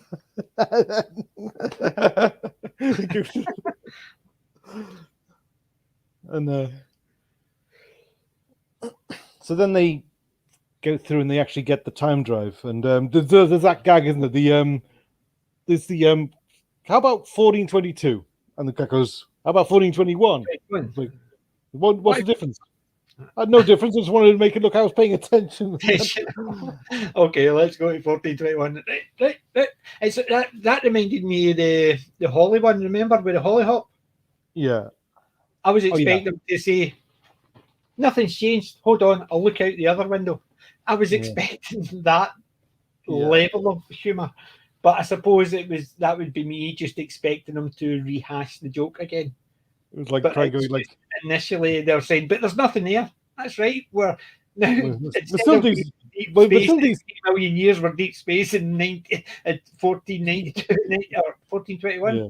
It was basically, I'm sitting there thinking, you're still in the same spot. Yeah. So there was nothing changed. Yeah. But it was the fact that I was expecting the joke, and I suppose I was pleasantly surprised that they didn't actually repeat it. Mm-hmm. But do you know the one thing about this episode that annoyed me? I'm trying to let me guess. I you'll have to tell me. I can't. Rimmer. Yeah. Aged. Oh yeah. Right. In Rimmer World, 600 years. Mm-hmm. Never aged a day. This one, 15 years and he aged. Mm. Made zero sense. I've seen fan theories, and I'm not entirely sure if it came from anywhere else, that because he was off the ship, so the computers on the ship weren't maintaining it, which means because he was away from the ship for 600 years, it didn't age him because it's only 4 days on the ship, and it was 15 years on the ship, so he's aged 15 years. It made no sense. Considering how much they all aged in 15 years. It would have been better if they'd said 25 years or 30 years. Then they could have got that the age big. But it was the fact is Rimmer was the one 600 years prior to this episode, yet in the 15 years during this episode, he aged so much. And I think that was the big difference. I think if the rest of them, well, Cat, in effect, that didn't look like 15 years with the hair and all that. Yes, they could put on the weight and stuff like that, but the hair going out and stuff like that, to me, that was a good 25, 30 years later. Yeah. It just seemed 15 years. Yes, we all changed in 15 years. I remember 15 years ago, I probably had some hair up there, but I had more than I do. Too much, if you know what I mean. Yeah. It just seemed the age too much in this short time. Yeah. Yeah, you know I mean? That's the only thing that really annoyed me about this episode is the aging of the characters. Mm-hmm. Yeah.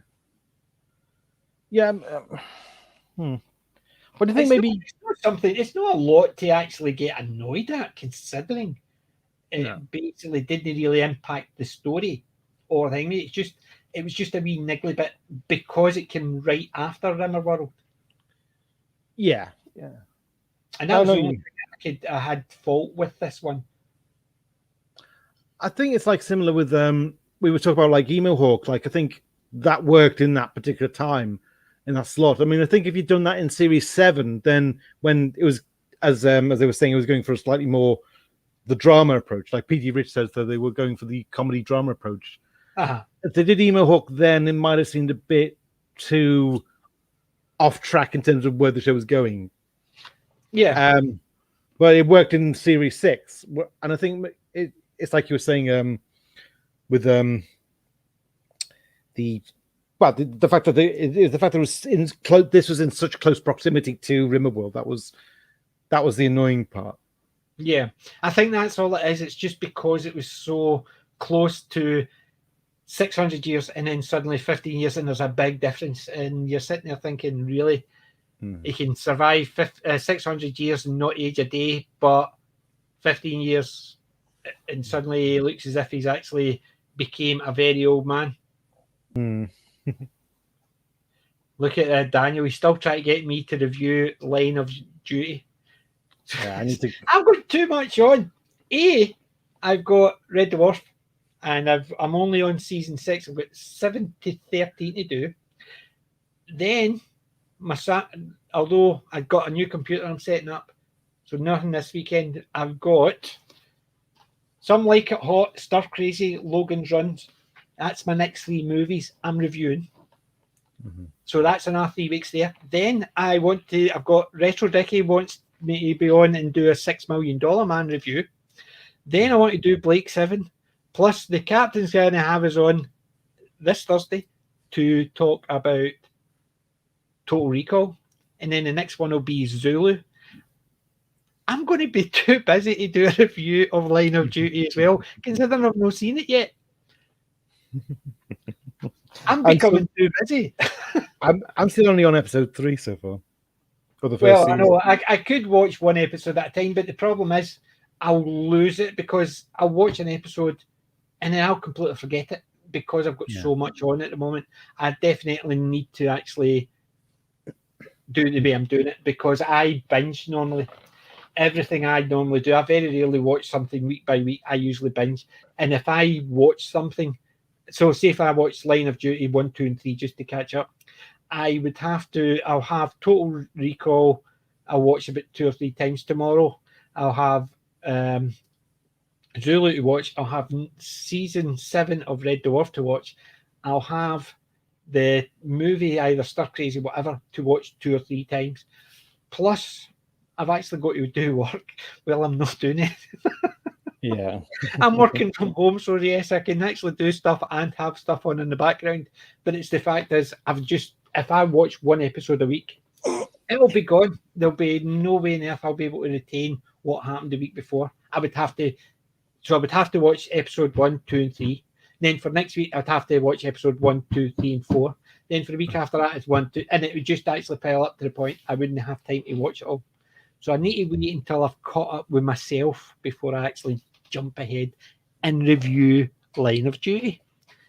I'll still come on and review it, but have you watched Red Dwarf yet, Daniel? Come on. Oh, Darren's got a good point. The raging could have been a side effect of the time traveling lifestyle. Another thing I was thinking was possibly for 600 years, maybe the hard light drive kept Rimmer young, and maybe that was its warranty. Maybe once, because it'd been through those 600 years and kept him as young as it could, then it started aging, and that was kind of why it aged in 15 years. It's just that's what I'm saying. And there's obviously the other one that they're saying is because he was away from the ship. The ship only travelled 4 days, although he was 4. So the ship time chronometer would have. Oh yeah. So it's only 4 days. So when he gets back to the ship, so he hadn't aged. So when he came back to the ship, if the ship had been 15 years, then it would have updated him. But it's because the ship was only 4. So there is a lot of ways around it. But it's just because it went in from the 600, it didn't change to 15, and it did change quite considerably. That was another thing I meant to say earlier on. Right, Legion, he had hard light. Yeah, he became a hard light. Do you notice they used red when he was soft light and blue when he was hard light? In the beginning of the Gunmen Apocalypse. In the beginning, they did, but they eventually dropped it and he just remained hard light. Yeah. They didn't even mention the fact that he needed extra power or whatever. Well, there was a bit in Rimmer World where they go back in time briefly and you see Rimmer when he was still red. Yes, but they also say that that's because the thing. But they also says that they had solar reflectors that would have kept his hard light going. But even by out of time, they even dropped it. And the thing is, after this, I don't think that they don't even flick or even pretend to go between both. It's just hard light. And I think it started at this episode where they just didn't mention the hard light, soft light, or charging or whatever. It just went ahead. By the way, there's a continuity error in Series 7 because we actually see Rimmer in his hard light outfit. Wait. Actually, no, because it does specify that he's still a hologram because he still needs Lister to do things for him, but he's wearing the blue outfit of this season. So it's where they're remembering when they were on the ship, like they used to go through the old lockers, and Rimmer gets the death trap one. Yes, but it's like he's wearing the Series 6 uniform. Even though he's remembering a time before they lost Red Dwarf. So basically it's just the uniform. It's just that they started doing this, and obviously I think they just forgot and they tripped over it. But even at that, it's just I think it was fine. I think the flicking backwards and forwards would have been just too much because he's got hard light now, and if it can use the power to maintain a soft light. It wasn't the fact that it needed more power. It was just a device that Legion gave them. So it didn't even mention the fact that it needed power. I remember now. In Gunmen in the Apocalypse, they had to set the entire ship on low power to avoid detection. So that probably would mean they'd have to degrade Rimmer to keep his power low. And they did say when they were on the Emohawk, it says they also says that what we could do is switch on your hard light hologram to enter the game. Yeah. So they did. So they basically made the distinction there. They would switch on his hard light to enter the game. Yeah. But in Emohawk, there wasn't really a lot to talk about it because they've had light throughout. So Ace has had light throughout, and then in Rimmerworld, they just mention about they've got the power to maintain it. Yeah, but it's one of those ones that it's typical. They don't actually. It's Red Dwarf. They don't actually sit there and think, "Oh well, we need to actually keep it in canon. We need to actually run it this way." They know fine well that things skipped and stuff like that. As long as they keep it entertaining and generally, it's what works for the story or the gag. It's getting his appendix out twice and stuff like that throughout the whole run. It's not a major issue because they don't pretend it's serious sci-fi. It's entertaining, funny sci-fi, so they're okay for that. But it's just when there's something so obvious that you just sit there and go, I think the only it just actually makes it's just a wee glitch. Right. I think the only time they really kind of took it majorly seriously was when they were writing the books, because in the book version of in Better Than Life, there is actually the part in Whitehole where Lister's playing the game of snooker with the planets. Right. In the book, they describe it, but they describe it a lot more realistically, where it's like it takes 8 hours for one planet to move from one side to the other. So it doesn't take place in seconds. It takes place over a period of hours. Black hole as well. Kind of. Well, okay. What it is first of all, because Red Dwarf's down, because Holly's had to switch off. First, they're at risk of being hit by this rogue planet, and they have to use the game of pool with planets to basically knock it off course so the Red Dwarf doesn't get hit. And it's later the Red Dwarf gets drawn into a black hole. But it's like yeah. By the way, I was there in the when we were doing the Whitehole kind of discussion. I put in a bit of trivia. One of the planets on the screen in the book is meant to be Earth. I didn't know that one. Well, it's brain of Lister's brain in the jar reminded him of the brain of Morbius. Yeah. Superb. But it's so. I mean, the thing is, even then, as I read the books, as a fan reading the books and watching the TV show, I said, "Okay, I get it. The TV show has to bend the rules to be TV, whereas the book is a bit more accurate, kind of thing." And even the writers know what works for the book isn't necessarily going to work for TV, or what works realistically isn't necessarily going to work as a TV story. Kind of thing. Yeah. It's just I don't know. It's see, the thing is, I know with books you can have time jumps and stuff like that, and it literally from one page to the next, from one paragraph to the next. No, you can't do that. Have a long delay. Like for instance, fire the shot at the planet, and they watched over the next 6 hours to see if the planet's trajectory changed enough. You could do that in a line. But yes, in a TV show, you can't have that one line. You can't have that sped up to the point it actually just looks silly. So I can understand why they've done that. I agree with you in that respect. There's things you can do in a book that you can't do in a TV show. You have to change it. I can understand that aspect of it. Yeah. There's a bit in the book where it actually says, and it does this brilliantly. It says, as the other planet careen, for the next 3 hours, Lister and Rimmer watched without saying a word. And I thought that was a brilliant way of summing up the time and the suspense. It's like, well, you'll get to it, I think. Yeah, I think so. But see, the thing is, I'm looking forward to it, and I think I'm up to work either tomorrow or Friday, and I'll get another hour and a half out of the book.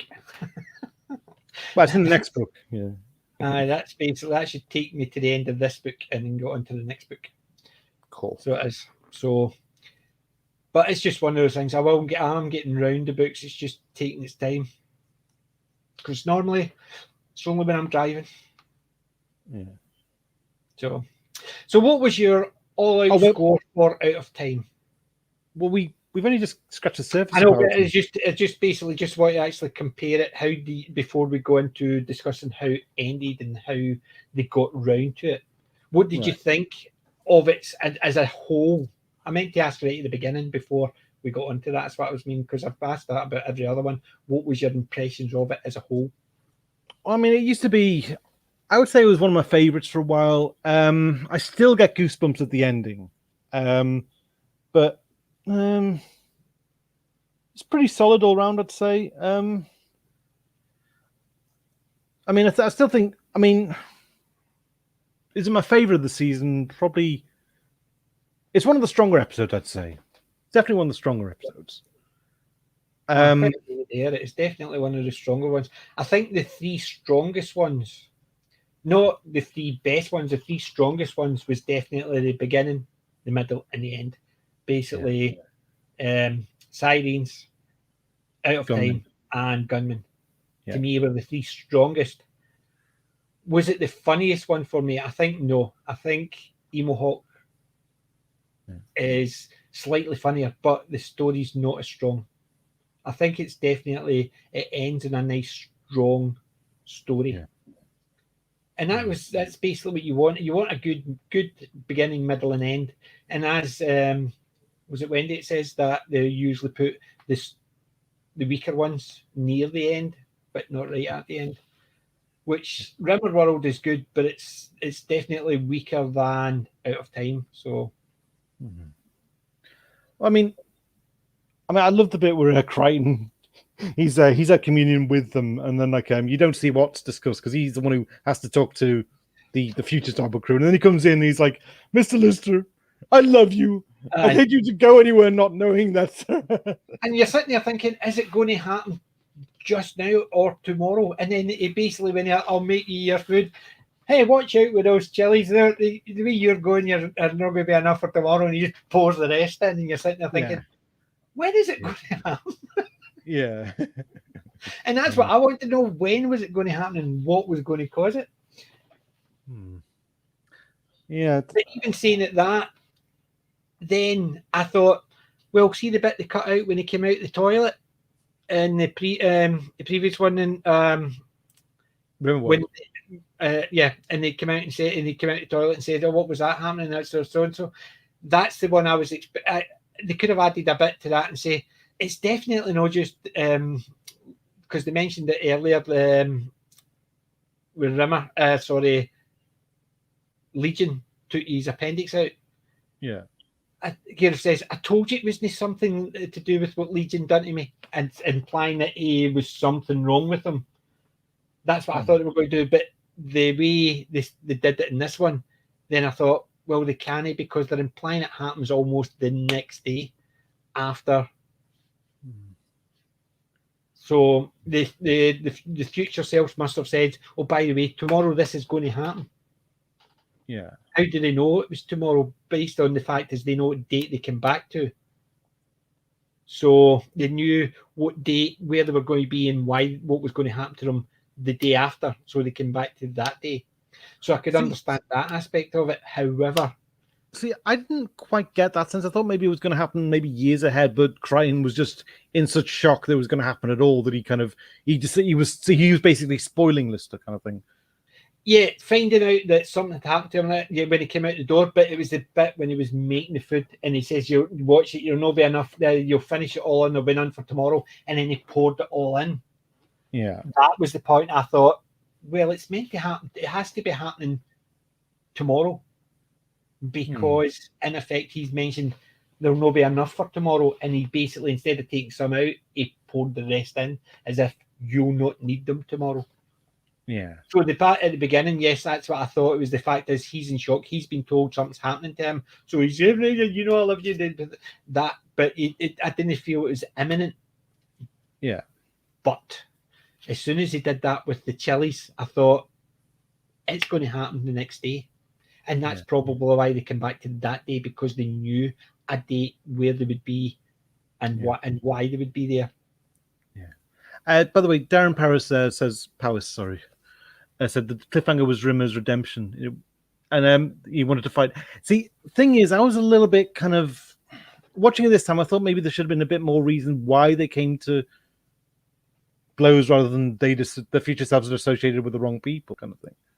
Yeah, I know that thing, because all they need to do is say, well, we need to make sure we do not become those people because they've seen how bad they are and they don't like. So they wouldn't go ahead and just continue doing it anyway, because the future selves wouldn't have known how things would have turned out. So they would have started doing this and they would have met this person. And as long as they don't do this, then it would have got to the point where they just basically didn't care.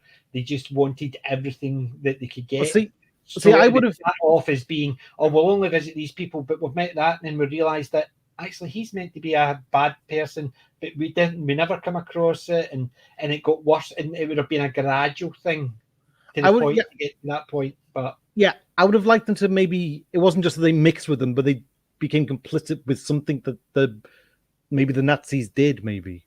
Just to kind of tip them off to it's not just, we're disgusted. It was like, we're going to put a stop to this right now, kind of thing. It's gone beyond hedonism, if you know what I mean. Alison's going to sue me.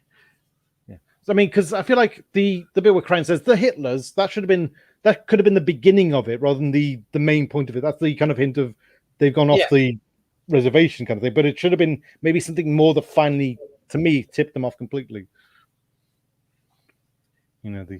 Yeah, but that's what I'm saying. Those parts that were tipped them off, but it was the fact is when they were talking about it, to me, they should have just turned around and it was a case of, no, we'll just never do that because we know what's slippery slope, so we can't use it for that. Whereas because they wouldn't have met themselves, as it were, so the first one's implying that they hadn't gone back, so they hadn't met themselves, so they didn't know what was going to happen. Time loops, as the captain keeps on saying, don't work, because if they've gone back in time, then they've already met themselves and knew that nothing was going to come of it. There was a back flips with the time travel stuff. So I'll agree with the captain on that one. This one, the time travel doesn't work because they already knew what was going to happen because they've already experienced it. Anywho, if they had seen what the futures would have turned out like, they could say, no, it ain't going to happen. We better make sure that doesn't happen. Whereas they're implying that the future selves, to me, it was a gradual thing because they wouldn't have known where it ended up. The present selves would have known where it ended up because they've met their future selves, but the future selves wouldn't have known where it ended up. So it could have been a gradual thing. Like, for instance, they go back in time and they meet so-and-so and they have a meal and it's Mary Antoinette and they think, oh, we'll just go because... And it just gradually got to the point where they just didn't care. As long as they didn't get involved, things that happened and they keep out of it. Well, that's the thing. I feel like it sounds like they didn't get involved. And I feel like if to tip the balance, there should have been a point where they did get involved, and that's why Lister says you're not getting that time, you're not getting that information. Aye, it's basically, but that's what I'm saying. But and the Spectres, they said they didn't get involved. Then you can see it being a gradual thing that they just get to the point they get invited to different parties, and they become more interested in the decadent lifestyle rather than who is supplying it. They just don't care at that point. So I could see that part. Whereas to make sure that doesn't happen, all they turn around and say is, we cannot go down that road. I mean, do you think maybe they could have had some idea that maybe they got together all these, once they became friends with all these despots, they kind of got them all together and conquered a bit of land for themselves. And so they became conquerors as well as being, and maybe something went wrong when they basically, they lost touch with something happened, and that's how they became lost in time, and they wanted to kind of get back to that empire. And that's why they said, okay, well, we're going to, that was the kind of the moral imperative to stop them. Because I mean, I suppose in a way, watching it this time, it felt like it wasn't so much. It was more kind of just. It was more disgust at who they're going to become that motivated them. I wasn't sure. Yeah, maybe they should have been more to motivate them to go against themselves. And I think you're right there because it just seemed a wee bit. And then the fact is, just because they told them to get out and they're going, and then their future self decided we're going to destroy them if we can't live that life. Well, you've already lived it. What you mean is you can't continue to live that life. Whereas if you destroy your past selves, then you'll never have lived that life. So it made zero sense. Well, it was supposed from the sense of the present crew, it made sense because they're killing themselves in the future, the people they don't like, whereas the future selves made no sense because they were effectively killing themselves before they did it. I think it was like I think it was basically just to show how entitled they become, if you know what I mean. Yeah, like we have a right to this, and if you don't submit to our will, we'll, even if you were us, we're gonna bully our way to get it, basically. Because of the of people they hung around with, they didn't see an issue with it. Yeah, but it's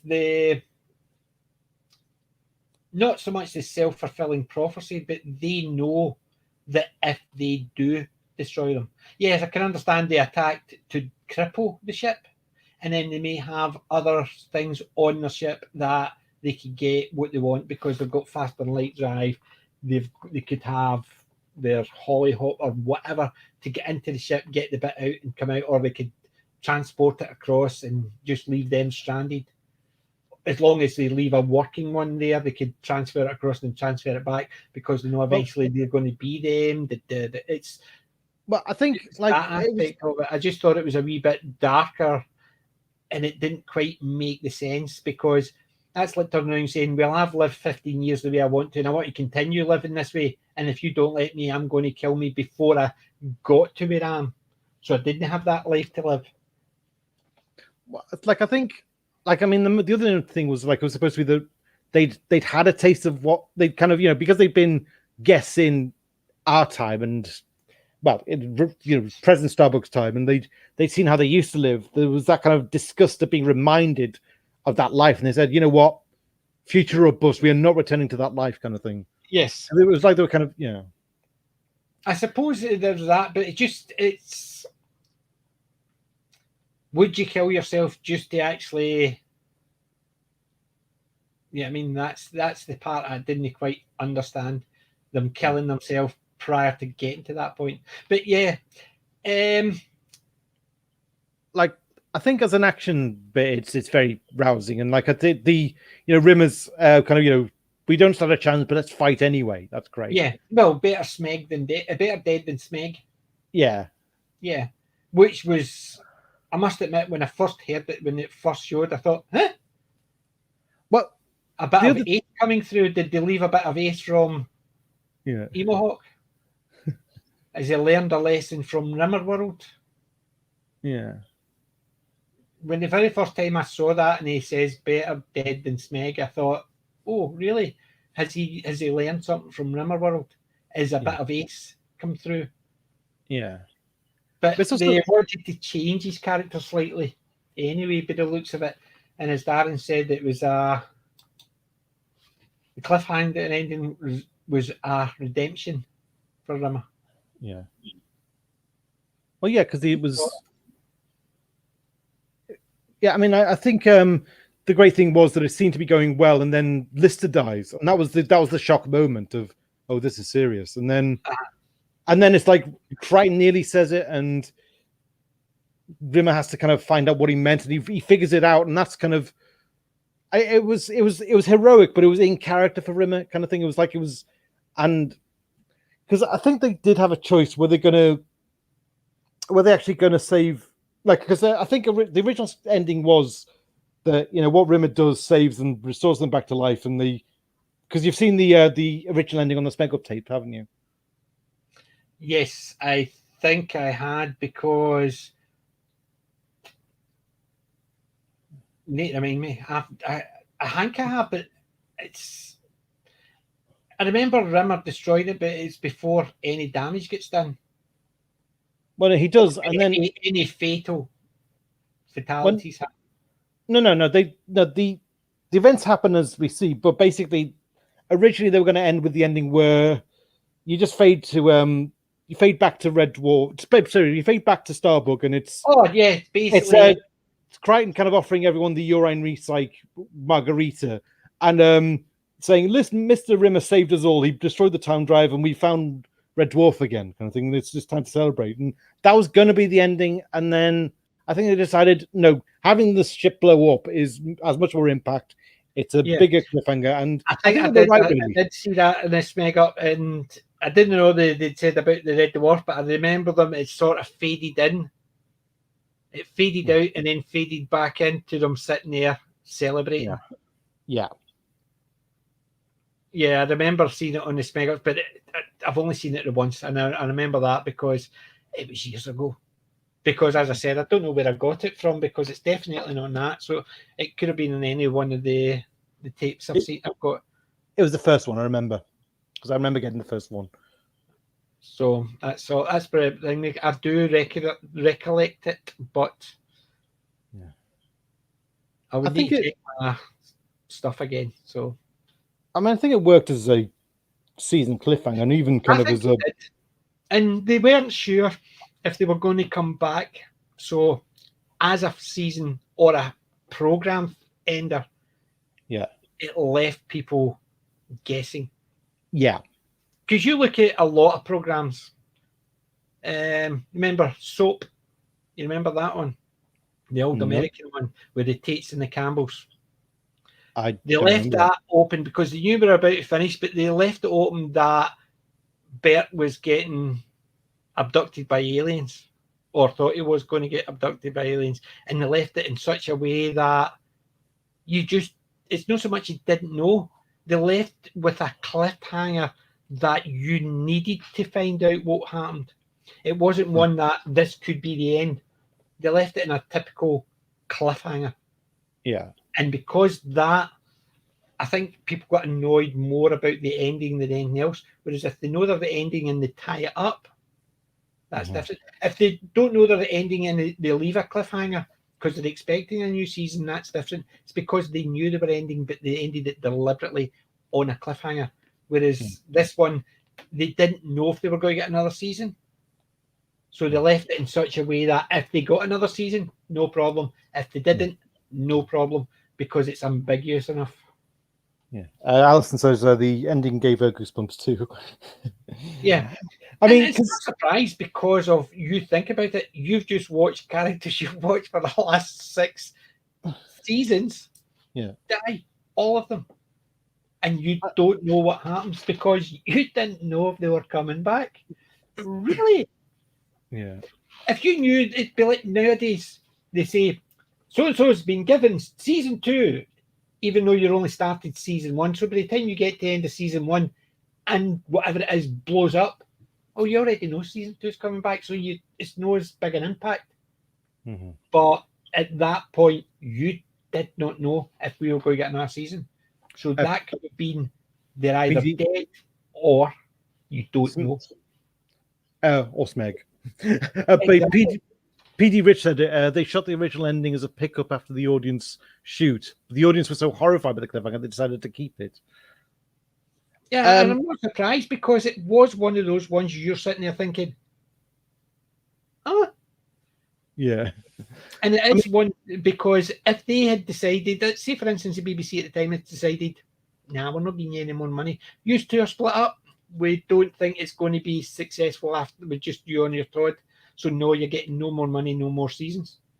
It would have been a perfect way to finish it because everybody would still be going, are they? Aren't they? No, this happened. There would have been a lot of more fan theories around it.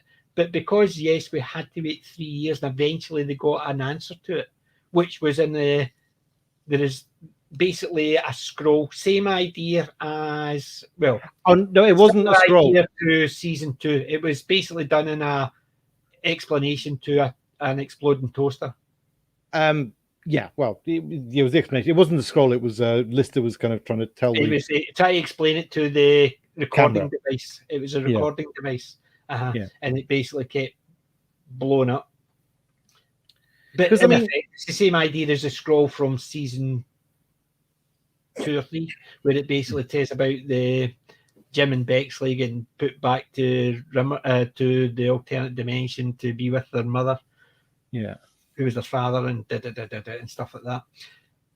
But in effect, they just, instead of going the scroll, because it would have been a wee bit too complex to try and read that one, because that one was a scroll that if you didn't want to read it, it's finished past, no problem. This one, they sort of tried to explain it so people could say, didn't they actually say, how did they come back? Well, you need to read the scroll. So they've sort of given a wee explanation and made a joke of it by constantly making no sense that it blows up the recording devices. Yeah. I mean, if it had been the end, I mean, it's like, because we've seen the possible future they would have had, and you see them kind of, it ends with them all dying. I mean, it in a way, it feels like it would feel fitting for Red Dwarf that after all, that's the last hope of humanity gone, kind of thing. Because he is the last human alive, and that's the end of it all. And here in a kind of death by suicide, that would kind of fit as well. I mean, it'd be poignant, and I think like it's they also kept the to be continued. Yeah.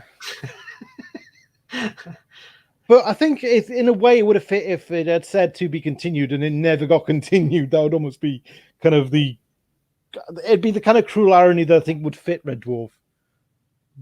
Yeah. And the captain's actually spotted the one I was talking about, Jessica Tate and Mary Campbell, the two sisters. It was about them. That's soap. Yeah. I mean, Jessica was married to Chester. Yeah. And Mary was married to Buck. And Billy Crystal was in it. Billy Crystal, I think it was one of Billy Crystal's early ones. He played Danny. Or was it Danny? I think Danny. He played Danny because there was two sons. Billy Crystal played the Danny. I'm sure it was the gay son, and then there was the other one that was getting hunted by the mob. But that was soap. That was just basically because obviously the captain actually spotted it. Yeah. At least that's not the only one that actually catches this one. Yeah. Well, I mean, because I do remember like because after this, when this was first broadcast, afterwards they did do a repeat of all the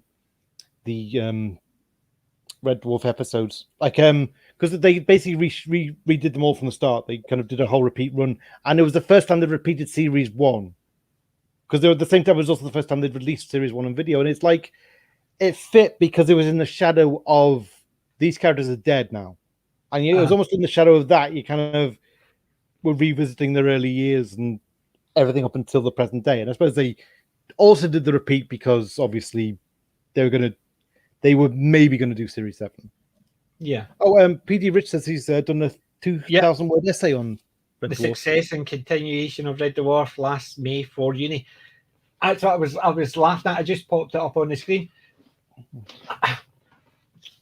I find that quite entertaining because see, when I was at uni, so you're talking about, let's see, 1984. Mm-hmm. I did my.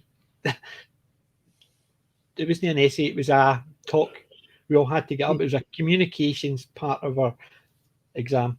And we had to do a 10-minute speech. And mine was on Doctor Who. And people are sitting there thinking, you're in university talking about Doctor Who? Yeah.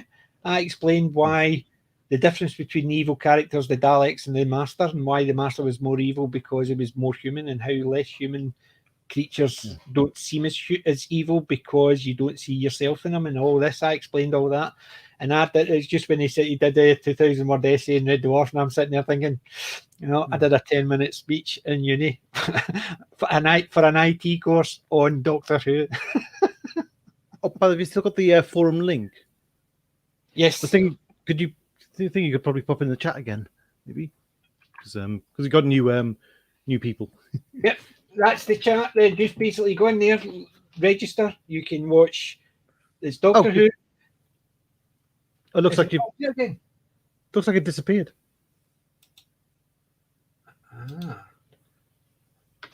It was there, and then it kind of. Oh wait a minute. I think I. Yeah, okay, I see it now. It's popped in again. It's obviously I put it in twice, so you can register. No, it's disappeared again. Oh no, it's not. It's not. It's still there. It just disappeared for me for a split second, and it just hadn't scrolled down. Anyway, the Autoon Factory is a forum. It has Doctor Who, Red Dwarf, Blake 7, miscellaneous stuff, miscellaneous TV and stuff like that. You need to register. and then you just browse it. It's fantastic. Yeah. I'm PJ. So. Yeah. The links to my Red Dwarf ones. So what about what's ahead in terms of Red Dwarf? Because I mean, do you feel like? Because my feeling is the Series 6 is kind of the end of the golden age in a way.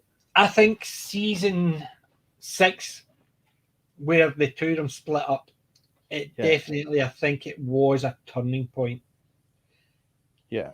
The only one I'm not looking forward to is season 9. The Back to Earth one. Yeah.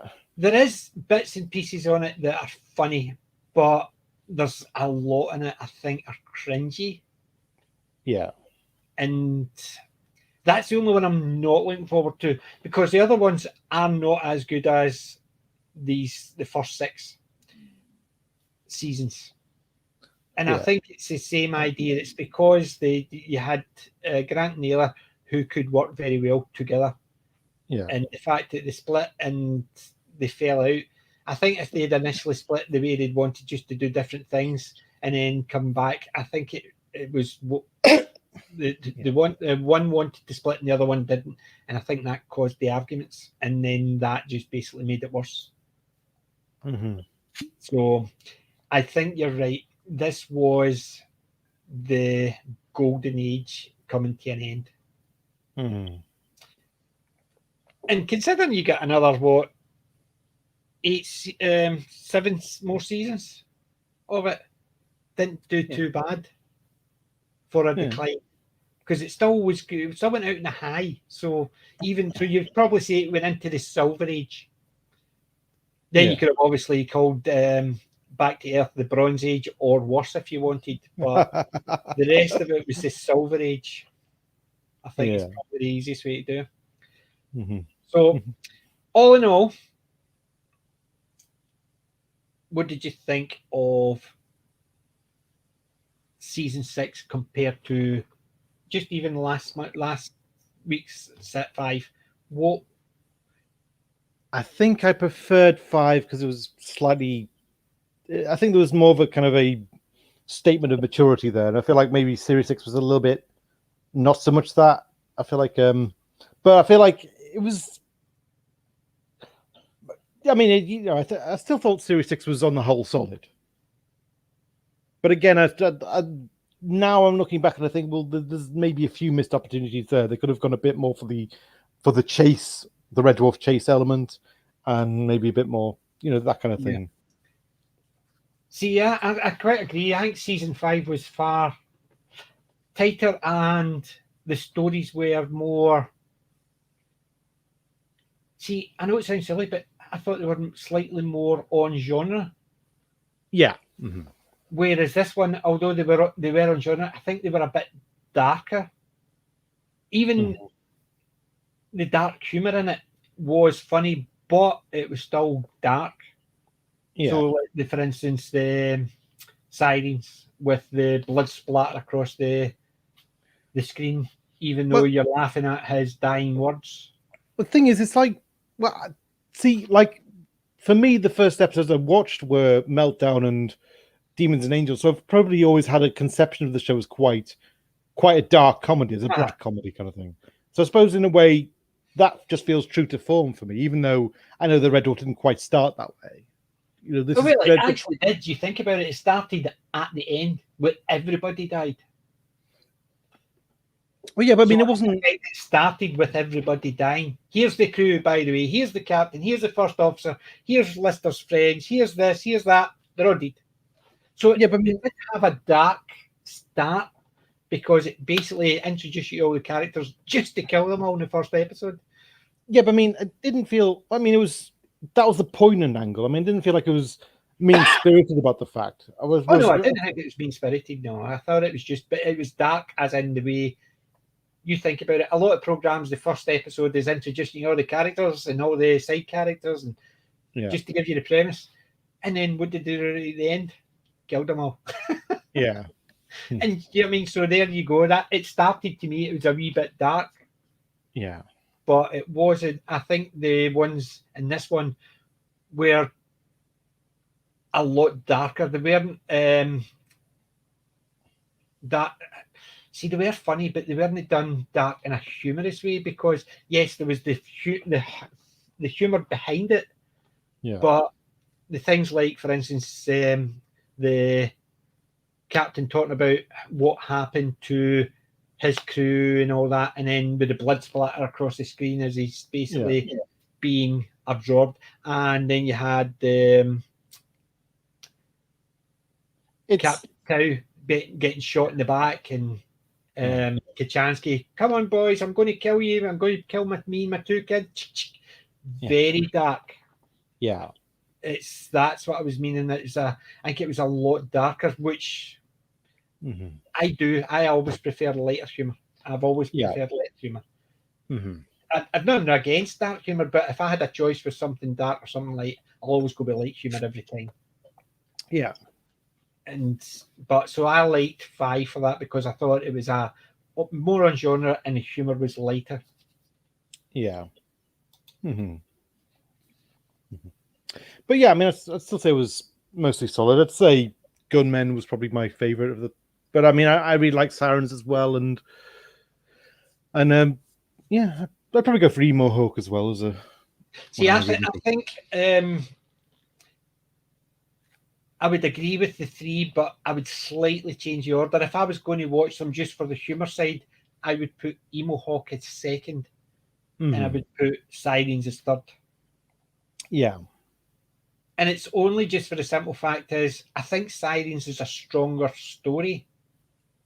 Yeah. But for the humor and nostalgia, the Emo Hawk comes second. And I do love a good Western and Red Dwarf and the two of them melded together in a computer game. The whole idea of it was just, I just thought it was fun. It was just, to me, that's why I have the series, the 3 of them more in that. But definitely, I think Sirens, Emo Hawk, and the Gunmen are the 3 best in this season. But I'm still looking forward to season 7. I think there'll be a noticeable decline in it. Yeah. But it's only because we know what's happened. If we could watch this for the first time and we didn't know what was going to happen, it's going to be that. But saying that, we've been 3 hours 40 minutes.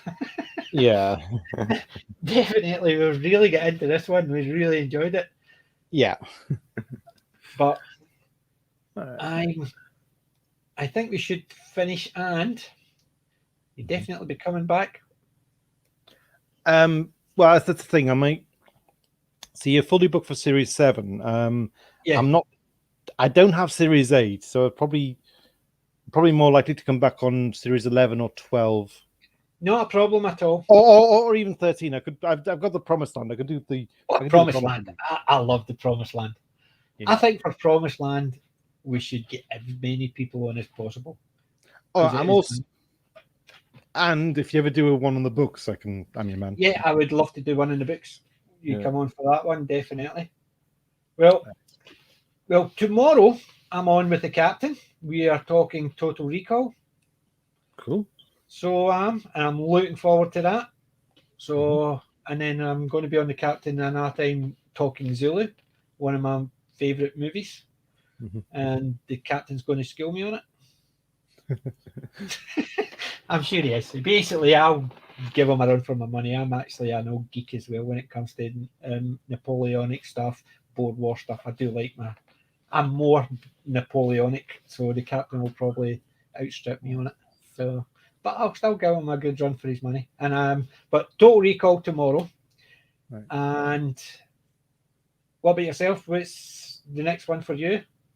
We're a bit undecided at the moment. We did our Chris Boucher stream, but we've been preparing that for a while.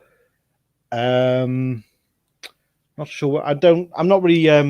There's nothing I'm really planning on going on next. I mean, Blue Bonnet sometimes does. She did a sci-fi summer discussion there, which was a lot of fun. And I don't know if she's going to make them a regular thing. If she does, I'll probably be joining her. Yeah, they'll probably be on the Saturdays. that's the thing is, I was actually thinking, because I was doing a Sunday stream, and I noticed that a lot of the ones that I liked watching myself were on a Sunday, so I was missing them. So I'm actually looking at changing mine to a Saturday, but I'm worried it's going to actually conflict with other people I want to watch on a Saturday. So I don't want to just do one day stream and the Wednesday. I wanted to do a couple, but it's the problem is there's so many people I want to watch. I can never catch up with them. Oh, take care, Alison. Take care, Alison. Yeah. Okay. Ta-da. And thanks for joining us.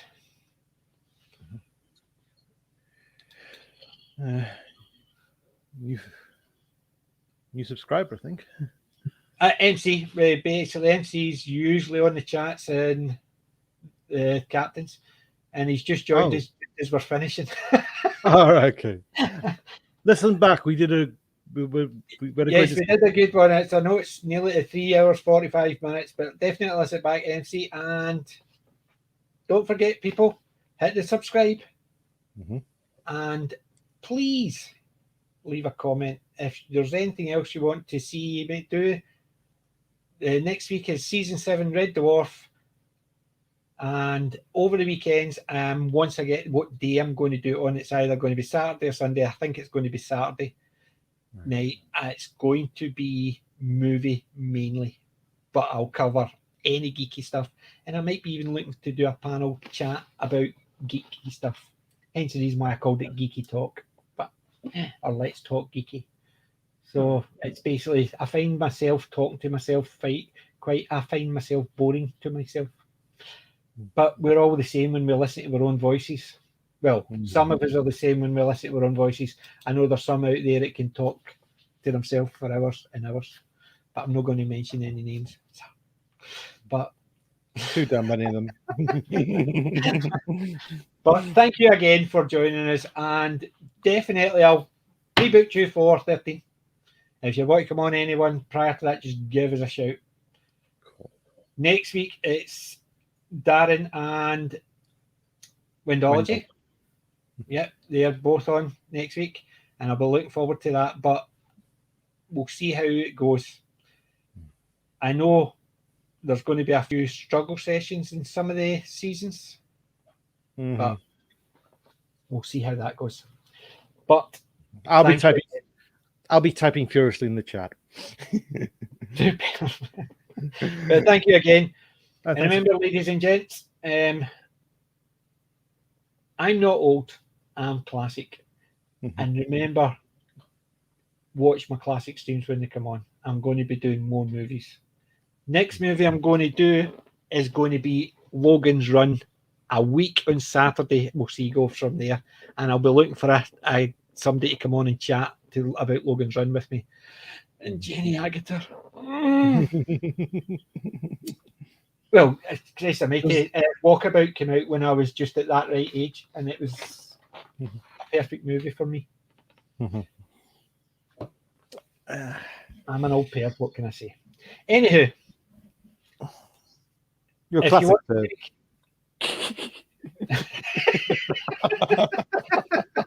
Yes.